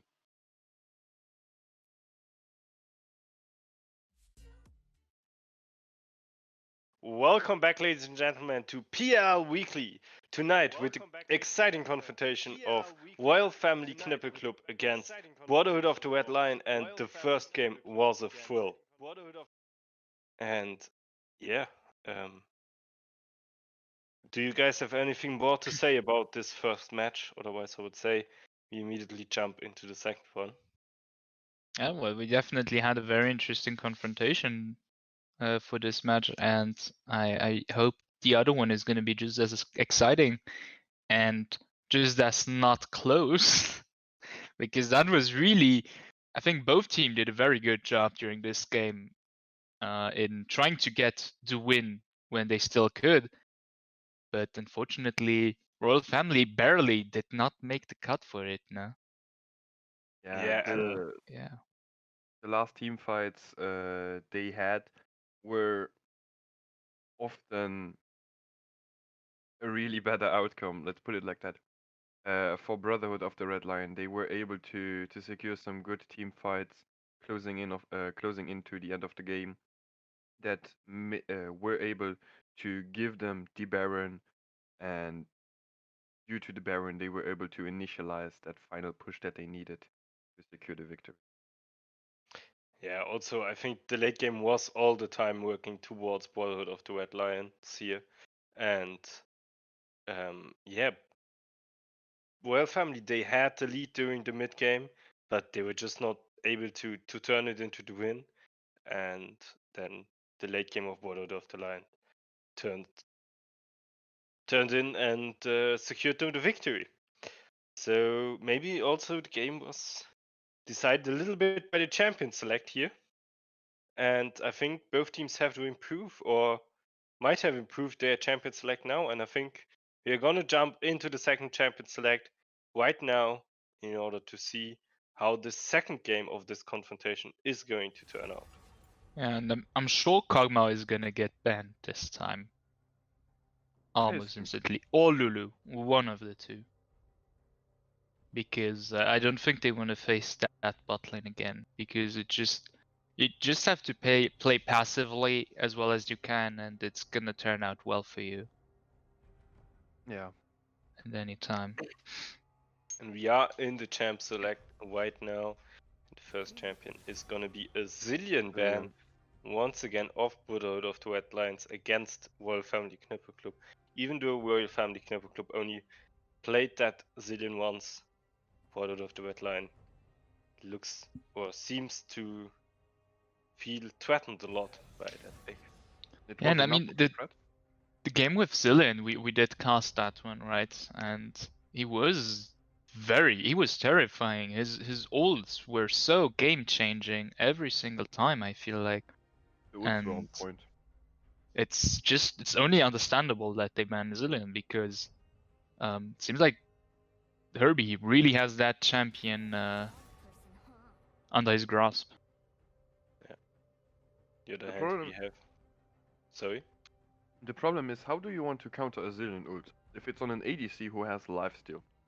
You kill him, he comes back full life. You don't kill him, he remains back full life. Yeah. It's very strong ulti in general when used well, so. On the other hand, we have the Kassadin and the Kane ban. Well, he was played by Royal Family Knippel Club in the game before, but I think it was not so game changing for them.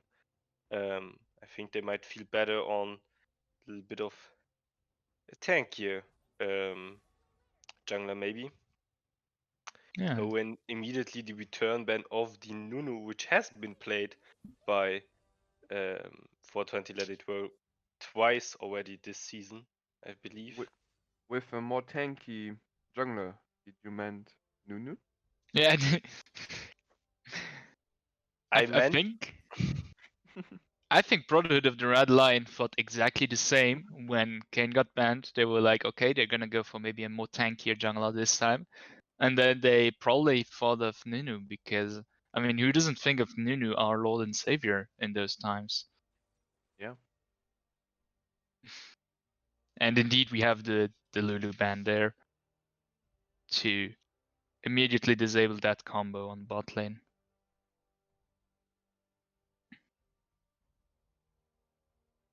And yeah, have an Ezreal pick, Echo pick, so some faces that are not too unfamiliar. Well, Ezreal overall still remains as the top ADC, if I'm right. So so looking at him, he is great offensively and defensively. He is the only one to have 2 flashes. Yeah. Or yeah, he is one of he's the Oh. safest ADC if you look at it. So at least he has going that for him. He can play safe. He can stay at a good distance against an Echo. But Kai'Sa likes the early game aggression, which is playing against Ezreal. Ezreal, in my opinion, is weak in the early matchup, or at least if not known by the ADCs, by the player. They do not abuse or they do not try to get a level advantage with him, and then Kai'Sa is going to shine because she gets level 2 way easier than Ezreal. However, Royal Family was able to pick Ornn there, which is definitely a good pick for them. As it was mentioned earlier today. Is it going to be another win for Dexco him? has been playing a lot of Ornn in the league already, and basically all his wins, except for one where he played Poppy, were on Ornn. So, and I can't even remember what did he play last match. Last match he had Shogun. Cho'Gath. And Yeah, it turned out very well for him too. He definitely won the lane, and he won the lane hard because 40 CS ahead. That is quite a number, I think, for a top laner. Yeah, I feel like Dexco does feel very safe on these tanky top laners in general. Well, he was also permanently aggressive against Malphite. Yeah, he definitely uses the strengths of the champions he picks at his advantage, and he does that also quite well, I think. Also, And I've quite interesting what Herbie, the support of Royal Family, just wrote in the chat. I didn't even pay attention on that when I did my research today, but Zillion apparently has been banned all the time against him, so he was not able to play it more often than once. so we had the luck to. Was it him who played it last time? I think He it was. played it against Team Slick, yeah. Yeah. Damn, So we're so lucky. they are target banning that Zillion. I take that no one as wants an to see honor, a to be Zillion. honest. I would as well. If people are so afraid of that one champion that they are target banning you, there must be something. Yeah, And in this especially case, if it's a Zillion support. I mean, target banning a Yasuo OTP is quite an obvious thing to do, but target banning a Zillion support? Like, what the fuck? happens. But yeah, it seems like now we're rolling in with the last pick for this game. And it's either gonna be a mid laner or jungler, most probably a mid laner. Has Syndra once again on Isan. So yeah. Yeah, and I feel like Isan feels quite comfortable on Syndra. He's already picked last game Syndra, and I think quite a few other games he's picked Syndra. Yeah. Yeah, and also Syndra is one of the strongest mid laners currently on the current patch of League of Legends, so quite a good Are you sure? good pick to go for. Yeah, it's being picked in pro play also all the time. Okay, yeah, then it's true. So yeah, also Kinetics Urgot has been played a lot.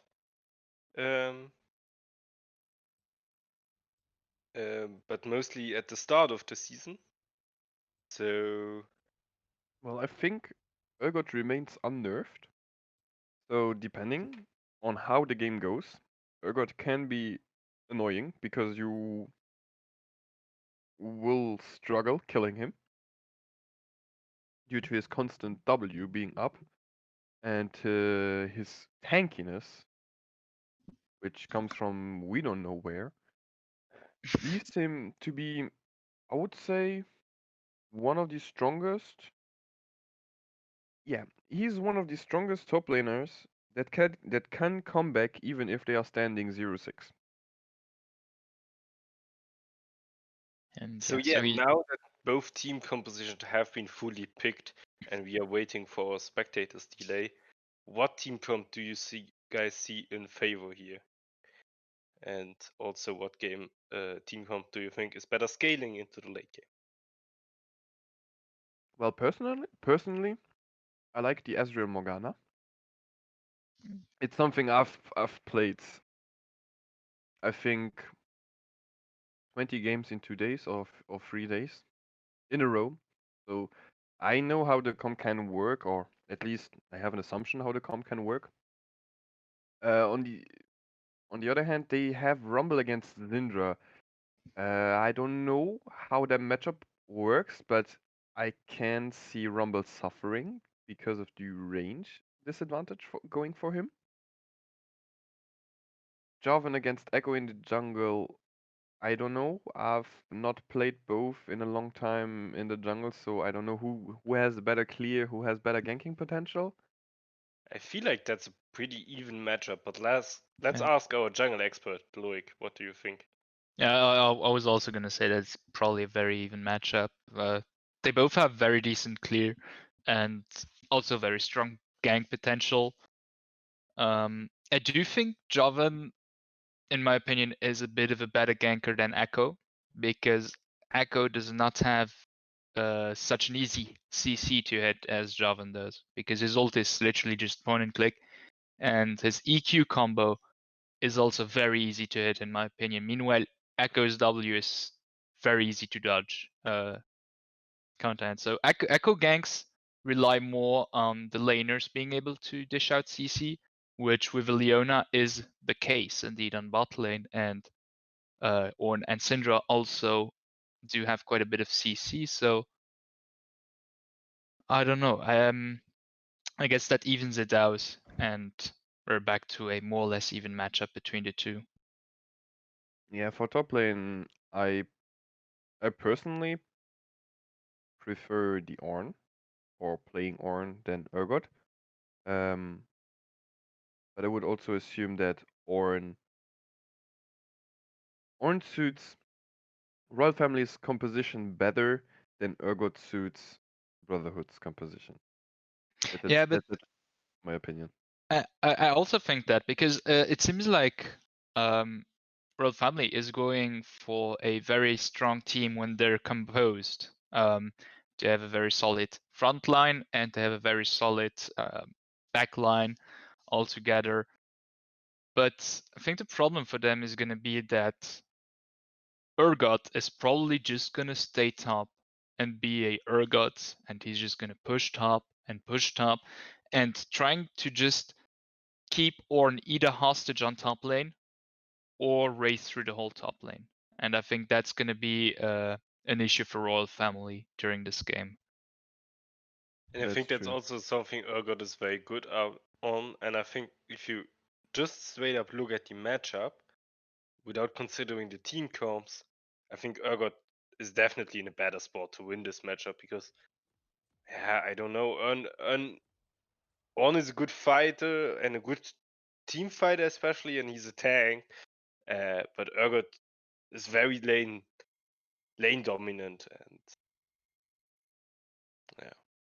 And I think that's what they want to achieve with that Urgot pick, because, yeah, Royal Family has a very strong team, and without Ornn, they lose a lot of that strength, I think.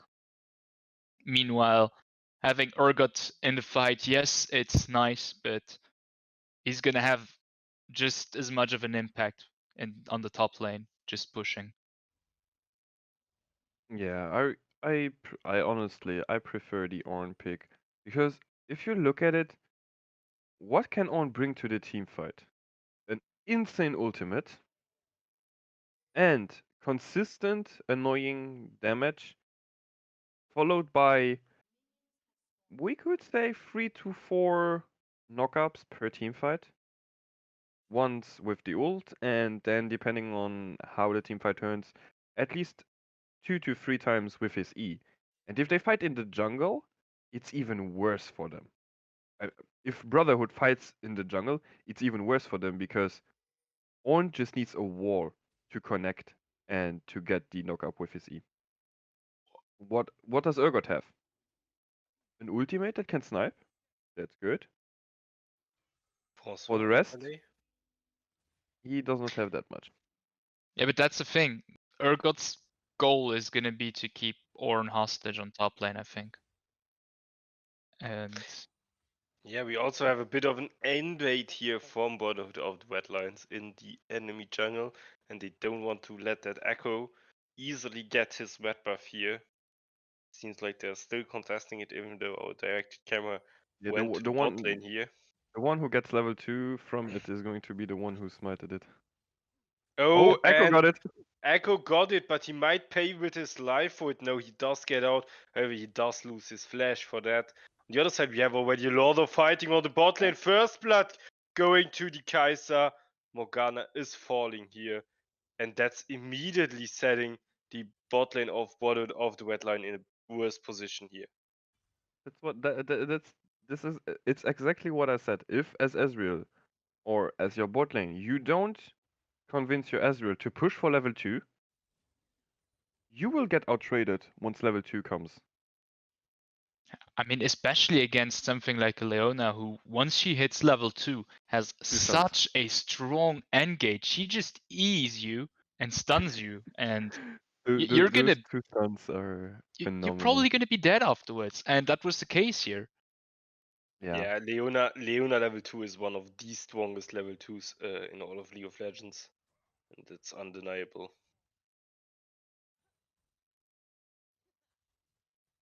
And yeah, I think that was quite unfortunate for Brotherhood of the Red Lion, because Morgana was not able to do anything against it. She did not have barrier yet.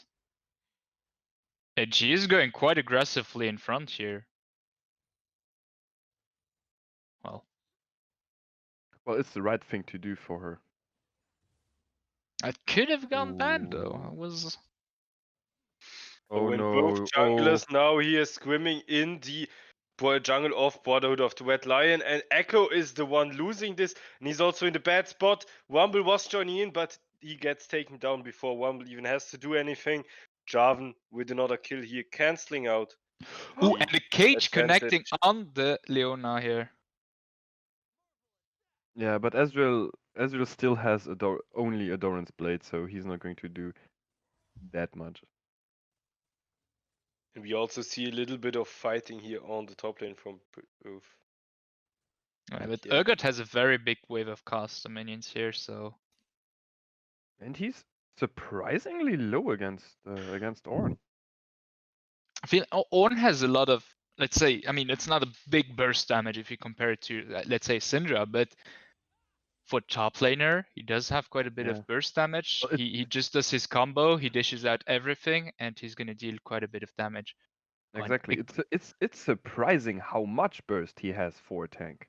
And both junglers are meeting once again here in the river. Wumble does join in, and Echo is the first one to go down. It looks like Brotherhood of the Red Line doesn't have enough yet. No, Jarvan is going to back off, so Simba is in no danger. But that is a kill for the Rumble here. And however, Rumble is also gonna have the upper hand now in mid lane as Syndra is low on mana, and that is for Rumble not at all a concern, as he does not have mana. So I guess he does have the upper hand at that point. Yeah, now Urgot turned the table on top lane. Well, Ornn did not go back. Yeah, He only bought a Sunfire from top lane. well, it is Norn, so Yeah, he is surprisingly ahead in CS. Even if it's just a little bit, it's very good for him to already have the upper hand in the laning phase. but Oh, and Jarvan Ooh. is here on the top lane. He does stop the Ornn from going back here. Morgana's But dead. I don't know if they're going to dive this. However, on the bot lane, we see a little of action. And the dive in the top lane is also happening. We have Morgana on the bot lane dying. Ezreal now in a very bad spot here. Kai'Sa missing her W, using her heal to back up here. But Ezreal just gets barely out alive. On the other hand, we had the on the top lane. We were following through the dive. No, Echo is going under the tower. Ezreal is still surviving here. oh my And god. oh my god. And now he has to die. That he still survives. Okay, now he goes down. But is the Echo going to fall as well? No. No. He gets barely saved here. What a close thing. And the action still goes on. Now Ornn is fighting the very low Urgot here on the top lane. Urgot is able to secure himself out. And the game is slowing down a little bit. But what an early game, ladies and gentlemen. Both teams definitely setting up some pace here for us. But those dodges, holy shit. We have Impact Rikuzi here just playing really well under the turret. He was able to dodge so much and so closely. I'm really impressed by that. Yeah, me as Really well. impressed. However, Kai'Sa is now racking up a very big lead in farm. And she has already the item advantage. She got her mana immune. So And I think for the Brotherhood's bot lane is in a very sour spot now. And yeah, if looking at it, they switched places. Last game in the early, kind of. oh no. Oh, and now we have a little bit of fighting here in the jungle area, and those choke points are definitely what Womble wants to have, and Syndra has to fall for that. And now Brotherhood of the Red Lion can take their try on this first dragon, and it's gonna be uncontested. So, yeah, who is there to contest it? After all, Echo is in the top lane jungle, and Syndra has just been killed. And that's the first wake for Brotherhood of the Red Lions, together with a kill. On the top lane, however, there's a lot of aggression going on. Urgot taking the kill on the Ornn. He was dropping very low, but being able to take the return kill. However, Echo is coming to top lane for a vengeance kill, and yeah, hitting the stun really makes his job easier. But oh my god, he is dropping down and dying. Ornn is able to take the kill here, even though Urgot. he was in the worst spot Urgot. here. Yeah, Urgot, sorry. And Echo goes down for Royal Family Knüppel Club. Overall, I feel like Brotherhood of the Red Lions is really showing some individual skills here and individual dominance over the players of Royal Family Knüppel Club. Now we see that Royal Family Knüppel Club is showing some aggression on the bot lane, but Morgana is able to back out here with her spell shield. Very important and useful tool against the Leona. And the action does go on. Jarvan with the gank on the mid lane, but Syndra immediately disengages this with a flash. Yes, however, that is not so good for Syndra because without a flash, he really has no mobility at all and is at the mercy of another gank by Jarvan. Oh, and once again, Leona here on the bot lane, but the Womble is there too. And Kai'Sa is dropping very low. Womble and Ezreal on her ass. And now we have Jarvan jumping in on the... I don't even know what champ is it. Leona here. Yeah, sorry. And she's going down as well too to the Ezreal ultimate. And yeah, Brotherhood of the Red Lion with a lot of early game dominance and aggression here. And However, no gold lead. Yeah, they barely get a gold lead because once again, Knüppel Club has a really big farm advantage on bot and also kind of on top lane. And that is just like last game, Knuppel Club is able to let's say stay up front with Brotherhood through through higher CS. Yeah. Yeah, but Knippel Club this time around does have the better late game, or at least the more straightforward late game. Yeah, definitely. Well, looking at it, Brotherhood is up until right now able to secure a good early lead. They have their jungler and mid laner who have 3 kills, and the top laner who has 2 kills. And So Urgot is able to do a lot of damage to Ornn by now. yeah, Oh, but but he's But Ornn so seems is to be the Ornn. one in fighting here, and he shuts down the Urgot. But Jarvan is there to take the return kill with the ultimate, jumping onto him. Rumble is joining in here, and Ornn drops very low, gets killed by White, and he is on Rampage now. 300 Yeah. gold shutdown on his head, and 4-0 into this And game. Herald is getting palmed on top lane, as Jarvan was doing it right before coming to top lane. And I think Rumble is going to take that turret down. yeah, during this game, even though Brotherhood spot lane had a tough matchup, they are rotating very well. They are moving bot lane. They are pushing in mid lane, or tried to get some kills on Syndra. She flashed away, but overall, their roaming right now is on point.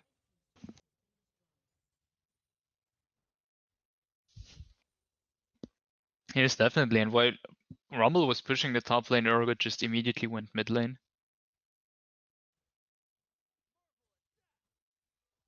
And now Drake is about to spawn in a minute or so.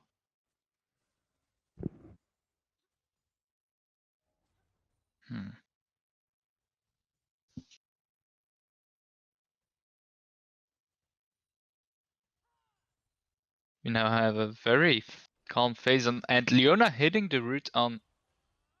Yeah, and Kaiser is in a lot of danger as well, taking the kill with his ultimate. Leona gets the stun out, but it's not a re-engage, it's just saving her own health or life here. And Echo joins in now to help this defend this tower. He even wants to look for the engage, but what they don't know is that Jarvan is there too. And Jarvan goes for the re-engage here. Morgana with a very nice Q here. Echo dropping to midlife here. He still has ultimate up. However, at this point, it's not going to give him any health back. And Jarvan now with a very deep dive here. Team Shady, this might not be your position to be in. Now the TP comes in from Royal Family Knöpfe Club, and Leona with the Ignite securing the kill on the Morgana. We have Kaiser taking a chance on the Rumble here, and this is such a chaotic and spread out fight. Kaiser now with the kill. No, it's the Echo who gets it in the end. The shutdown on Weich and his Rumble, and it's actually the only kill falling here, but what a fight. But what was that? Holy, that was such a mess. That is quite unexpected from Brotherhood of the Red Alliance. I mean, they did. Azrael and Morgana just took 3 turret shots, which brought them really low. Jarvan and also Rumble went way too deep. It was very dangerous to do that. And that's going to cost quite a bit to them, because Knuppel Club is now taking a free Drake because of that. Yeah, I'm not sure what they were thinking back then. The the engage, or the first engage, was good, but the follow-up was very bad and outrageous. And they should have just attacked the turret. I don't know. And talking about fighting, Jarvan once again bringing himself into a dangerous spot here. He is back up by the Zillion here, but he is way too low to find this on by the Urgot. Yeah, and now Echo joins in to take out the Urgot, and it's Knöppel Club once again taking the fight here. And yeah, just bad decision making by Team Shady and to engage here. And Knuppel Club is now also taking a more considerable lead in gold. And starting to turn this game into their favor, definitely. They are also doing a great job at it. Yeah, definitely. We have that Morgana rotate on mid lane now. Puts a lot of pressure on Rumble. However, Kai'Sa has to be careful. Because without Well, Leona, if she gets caught by a cage and Leona is not there, I think she's pretty much dead. yeah, but Leona is there right now. On the other hand, Morgana and Ezreal have to be cautious. Even if Morgana has a black shield, you can easily outplay the back shield, the black shield. Yeah, and Azrael is way too far behind compared to Kai'Sa at the moment. And she's got her boots built out. She's got a whole pickaxe more than him. I think. Well, she's 40 CS ahead of Yeah. him. So they have to be very careful. I think for Brotherhood of the Red Lion, I'm not going to say that bot lane is over, but Ezreal will only start to shine once he gets Sheen. Okay, yeah, he got Sheen. He will become better with Trinity or Iceborne, depends on what he's going to choose for this game. But the pressure right now, or the better lanes right now, are definitely mid lane and jungle for Yeah. Brotherhood of the Red Lion. And they should focus around that. Top lane is already open, so they should try to focus on the mid lane tower, or even try lane swapping. But I think that Morgana Ezreal are better or have a better time at getting the tower than Urgot would. Yeah, definitely. And And we now have Echo Leona here with the engage on the bot lane. Kai'Sa hits her ultimate, and yeah, Morgana just gets taken apart here. Royal Family Knippel Club takes the easy kill here. But what are they able to get? Drake is not up, and they might be able to push a little bit into the tower, but Ezreal does not want to let them do that, using his ultimate to clear the wave. yeah, but I think he's forced to back there because with Echo, Echo, Leona, and Kai'Sa can just so easily tower dive him. Well, they already did one. Yeah, that's the thing. And this time they're even full life. But it seems like Echo does not want to go for that. But he still Ezreal is has to be careful. Ezreal is also full life, so we can give him that. Yeah, at least. I think if he wasn't that healthy right now, they definitely would have just killed him. Yeah, but both teams should focus or start warding the Drake right now. The Drake is going to spawn in about 50 seconds, so the vision around it is going to be the most important thing. And Oh, and Urgot Urgot manages. takes the kill with his ultimate here on the on. So you were about to say? Yes, but it's fine. Yeah, we have Drake coming soon, and we now also have Urgot putting a lot of pressure on top lane, and Jarvan dropping a Herald on mid lane. Well, dropping the Herald right now has two advantages. On one hand, Syndra is forced to stay mid lane, and they get the tower for free. Yes, but it does feel like Brotherhood of the Wetlands does not want to give those advantages so for free. But Royal Family Knippel Club is in the better position to fight right now, taking out the Rumble immediately. The Urgot, however, now joined in as well, and Echo is in a bad spot on joining as well. Now Urgot is left alone here by his team. Disengage this, and Urgot gets sold out in order for the rest to retreat. Royal Family Knippel Club overall with really good rotations currently. Yeah.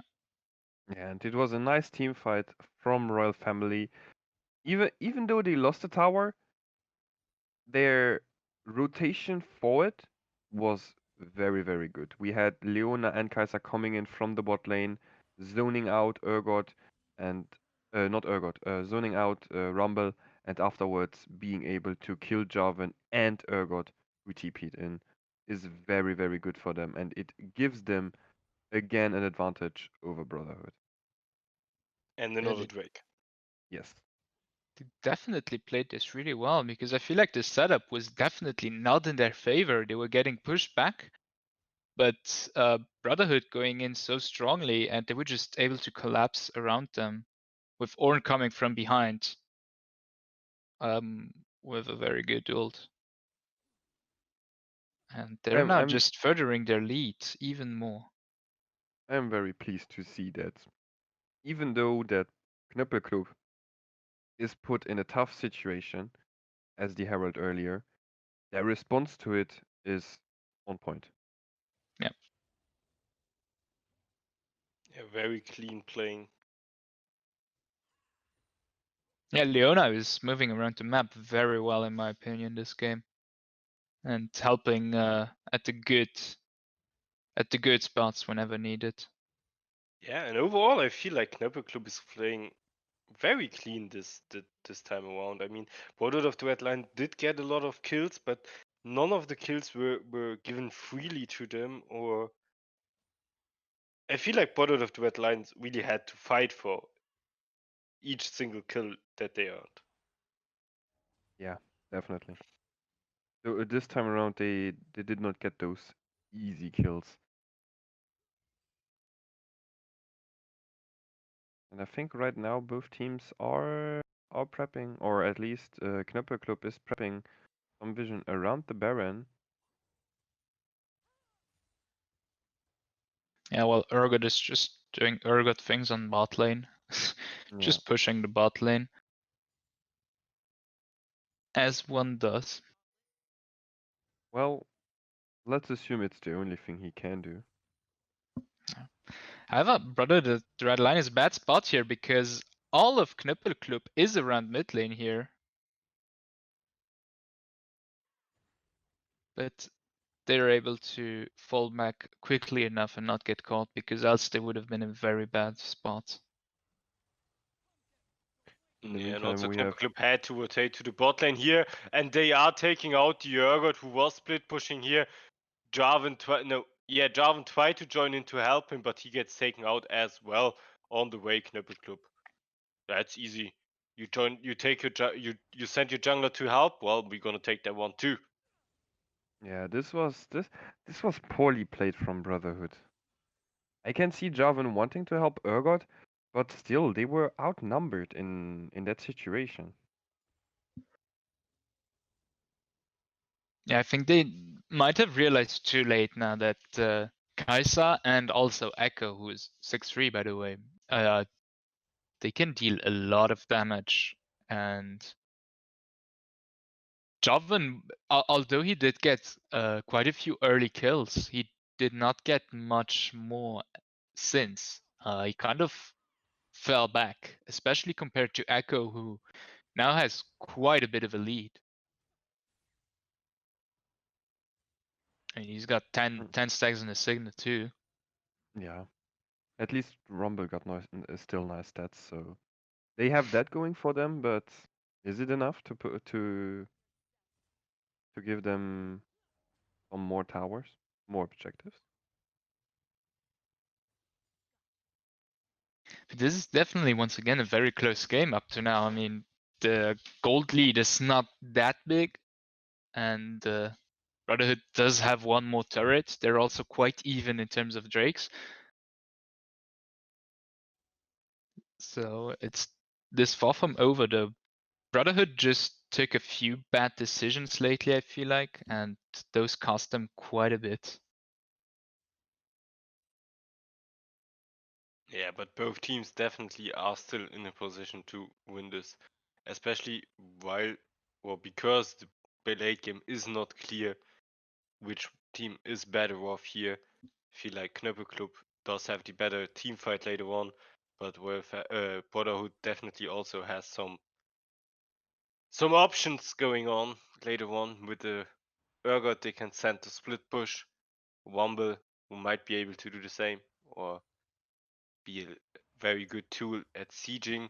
And now we have a nice cage here on the Leona, but Leona is not exactly the target you want to get with your cage on now with his ultimate, and the engage from Knoll family Knöppelklub. Urgot is the first one to fall, and also Tim Shady is in a very bad spot here with his Jarvan going down. That's a double kill for the Kai'Sa. healing plant is being popped for Royal Family Knippel Club, who can heal up a little bit during the fight with that, which can be very useful. They are going to take the Drake, and now even the re-engage here from Dion, and Morgana is going down as well. And we now see why Dexco has been playing so much of Fawn, because he really can take those important plays with it. Yeah, this was very, very. Whoa. Okay, Kaiser just one-shotting Ezreal in the meantime. But yeah, this was a very poor team fight for Brotherhood of the Red Lion. Losing Urgot in an instant, Echo not dying despite being in the middle of 3 enemies. This was a very, very good execution for Knippel Club with a great outcome for them. A lot of When Urgot and Echo meet up here in the jungle, and now Echo is in a very bad spot, and 420 let it roll. He goes down to the Urgot together with the Wumble. Bordered of the Red Line, at least getting a little bit in return here. Now they seem to be looking for this Baron, or at least get us some vision around it. I definitely want to put some pressure on there while Echo is dead, because it's Echo and Kaisa who do the most damage by far, and I think without Echo they already lose a lot of their edge, especially for an objective like Baron. Also considering the side on which they are, so. Yes, but Royal Family does not want to give it up so easily. On with the ultimate, with his ultimate, and Jarvan goes down, so does Urgot. We see Royal Family is definitely in a way better spot to teamfight here. Kaiser goes in, takes the triple kill, and now they want to get the last kill. No, but Wesley at least gets the return kill, but that's a pentakill for the Kaiser. Really good played by her, and now they can also go for this Baron, because who is going to cast it? No more contested, no one, and Echo is back up, so they even have a smite in case they need it, but they wouldn't. Yeah, Knippel Club is playing really well as a team right now. They're just moving around the map, almost always together, and Orn is also doing a really good job of protecting Kaisa alongside the Leona. I think they're just playing way better as a team this game than Brotherhood. Yeah, especially also their bot lane is synergizing better this time around. If you look at it, we have a bot lane of 2-9 against 12-3. Yeah. But do you guys feel that this is because Knippel Club plays so much better than last game, or because Brotherhood plays so much worse than last game? I That's feel actually, like it's a bit of both, actually. yeah. I feel like it's a bit of both. Yeah, I wanted to say the same. In itself, it's a very, very good question. And as Loic mentioned, I think on one hand, Brotherhood I is think a lacking. very good Yeah. question is also why the Jarvan dives in so deep there when you know this Kaiser is so fat and dealing so much damage. You don't want to go there, especially if she has her team to back up and peel her. Now Wumble tries to go for the same. He is able to take the Kaiser out with his ultimate. It is a very strong dog after all. And now Syndra is also in a very bad spot. Is this the moment Brotherhood of the Red Lions can do their comeback? It seems like they are doing some at least. That was very well played from them. But yeah, that's the thing. Definitely, there have been a lot of bad decisions taken from Brotherhood of the Red Line. They've taken some engages they should never have taken. They went way too deep sometimes. But I also definitely think that Knippel Club is up to this fight right now, which was quite a bit of a setback for them. I feel like they've been playing quite well also this match. Now it is Knippel Club here once again looking for the engage. However, it is being denied. Leona only going on to the tanks. No, now it is Diogo taking the on into the team fight back and killing him immediately. And alongside that, the Morgana goes down for Brotherhood of the Red Lions. Both teams losing one of their members, but I feel like On is more important to Knippel Club than Morgana might be to Brotherhood of the Red Lions. Knippel Club is now gathering up here around the dragon no. who is Oh no. about to spawn, and Urgot with a very dangerous TP in immediately has to flash out of this dangerous position, and Knippel Club does start the Baron here without their Ornn being up, without their tank being up, so they are lacking a lot of their teamfight potential, and yes, they have to back off here, because if you get too close to this Urgot, that might be very dangerous for you. And also you can see the Jarvan is waiting down there in the Tribush. Oh, Now we But have there's the a TP TP. from the Ornn in the backline. Echo already setting up his okay. stun, and Ornn with his ultimate immediately. The team fight is on, ladies and gentlemen, and Kinetic Urgot seems to be the first one going down. Jarvan does so too. Royal Family back to their strength with a very strong team fight here, taking out almost all of Brotherhood of the Red Lions within a few spare seconds. Only the two carries are left, Rumble and Azrael, but how much can they do? And it seems like they can do quite a lot actually, but not enough. The Baron is falling towards Royal Family. But Ooh, it's a and double nice kill from kill. Syndra here with a very nice Q. Yeah, Nice now play. Brotherhood is in a very dire spot. They're Yeah. 8k gold behind, and Knippel Club have 3 Infernal Drakes as well as the Soul.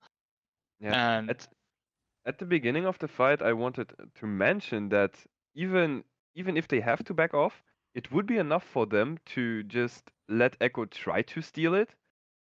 They could handle it because Echo has his ult that can help him to come out of a threat easily. But they did not even need to do that. The Ornn TP there was clutch. It was in the perfect spot for them, and they were able to easily engage on a fight. It would have been even better for them if Ornn was able to hit the ult the second time. but that's actually what Knippel Club is doing so well this game. Is they just forced this team fight kind of upon Yeah, Brotherhood they because forced it definitely. they knew that Brotherhood does not want to give up this Drake, because if they gave up this Drake, that would just be giving so much to Knippel Club. So they were so greedy for that Drake. And yeah, pushing them back slowly, having the Ornn TP in the back line, forcing a team fight upon Brotherhood they did not want to take, because Knippel Club just has the better comfort team fights. They just win team fights. That's what their comp is there for. And they use that really well this game, and also execute this really well this game. Yeah. Yeah, also Border had just had this very short window there where Ornn was not or could not Yeah. partake in the team fight, and they were not able to use it efficiently enough. Yes. Yeah, and also right now it will get tougher for Brotherhood because Ornn was already able to upgrade 3 items from his teammates, which gives them around, I think the calculation was around 1000 gold per, or a bit less. And once again, we have Royal Family Knippel Club with a very strong engage here. And if you look at members of Brotherhood of the Red Lions, wherever they are very low. But Rumble was the only one left full life, but he goes down now too. Urgot is also in a bad spot. However, Leona is taking in the return kill. But what's the support if you lose your entire team for it? And yeah, you are losing your entire team. That is an ace. Syndra taking the last kill here. Even flashing forward now. What a disrespect. Just in order to finish this game as soon as possible. And they should be able to do so. Yeah, they take the Morgana mid is lane gonna turret be the and first inhib. one. Kai'Sa should have enough attack speed to do it. Yeah, she's shredding through the turrets with her teammates, and Yeah. that's second Nexus turret, and they're now taking on the Nexus, which goes down very fast too. And I think that is game, ladies and gentlemen. Yep. It's game over. And Royal Family Knippel Club is taking the second game against Brotherhood of the Red Lions. Brotherhood of the Red Lions, they have been traded as the best team after Outplay eSports starting into the season.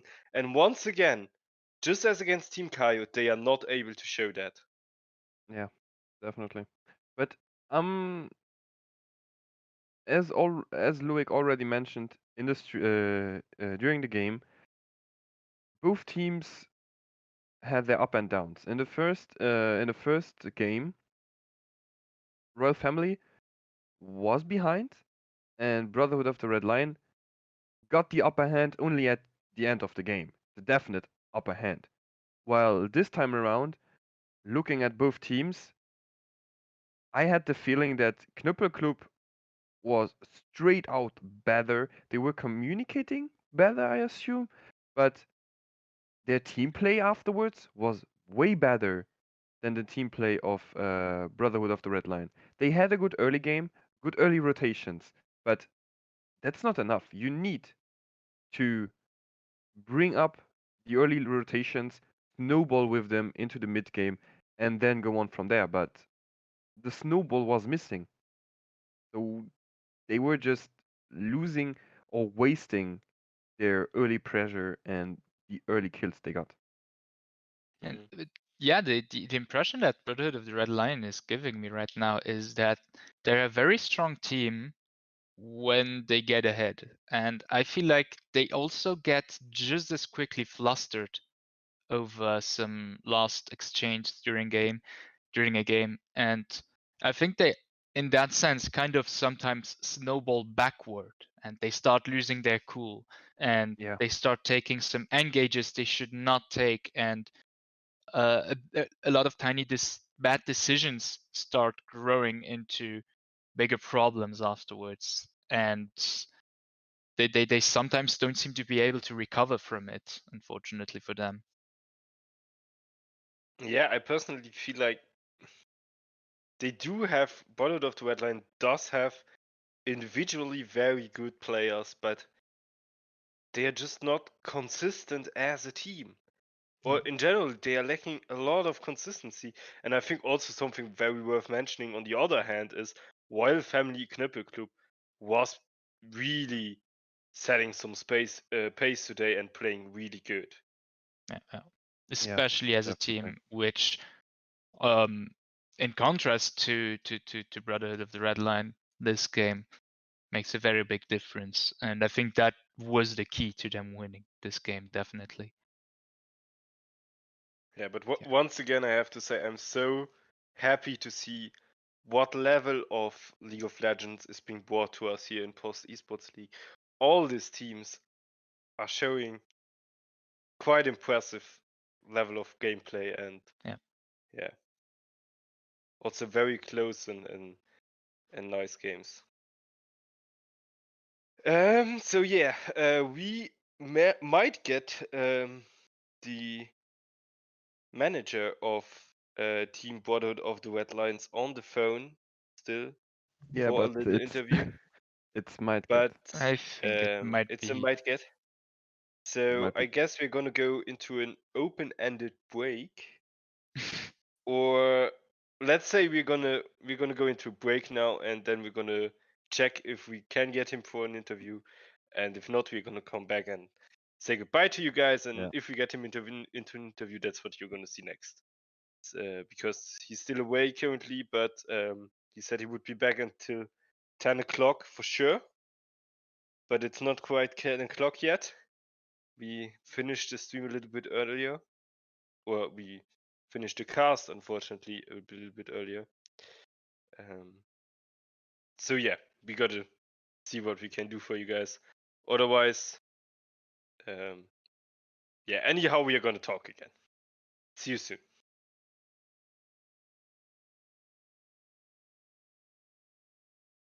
Welcome back, ladies and gentlemen. As you can see, I'm not in the Discord right now with the manager of Brotherhood of the Red Lions, because he would take quite some time until he can reach out to us now, and we don't want to let you wait now for an entire for any more time.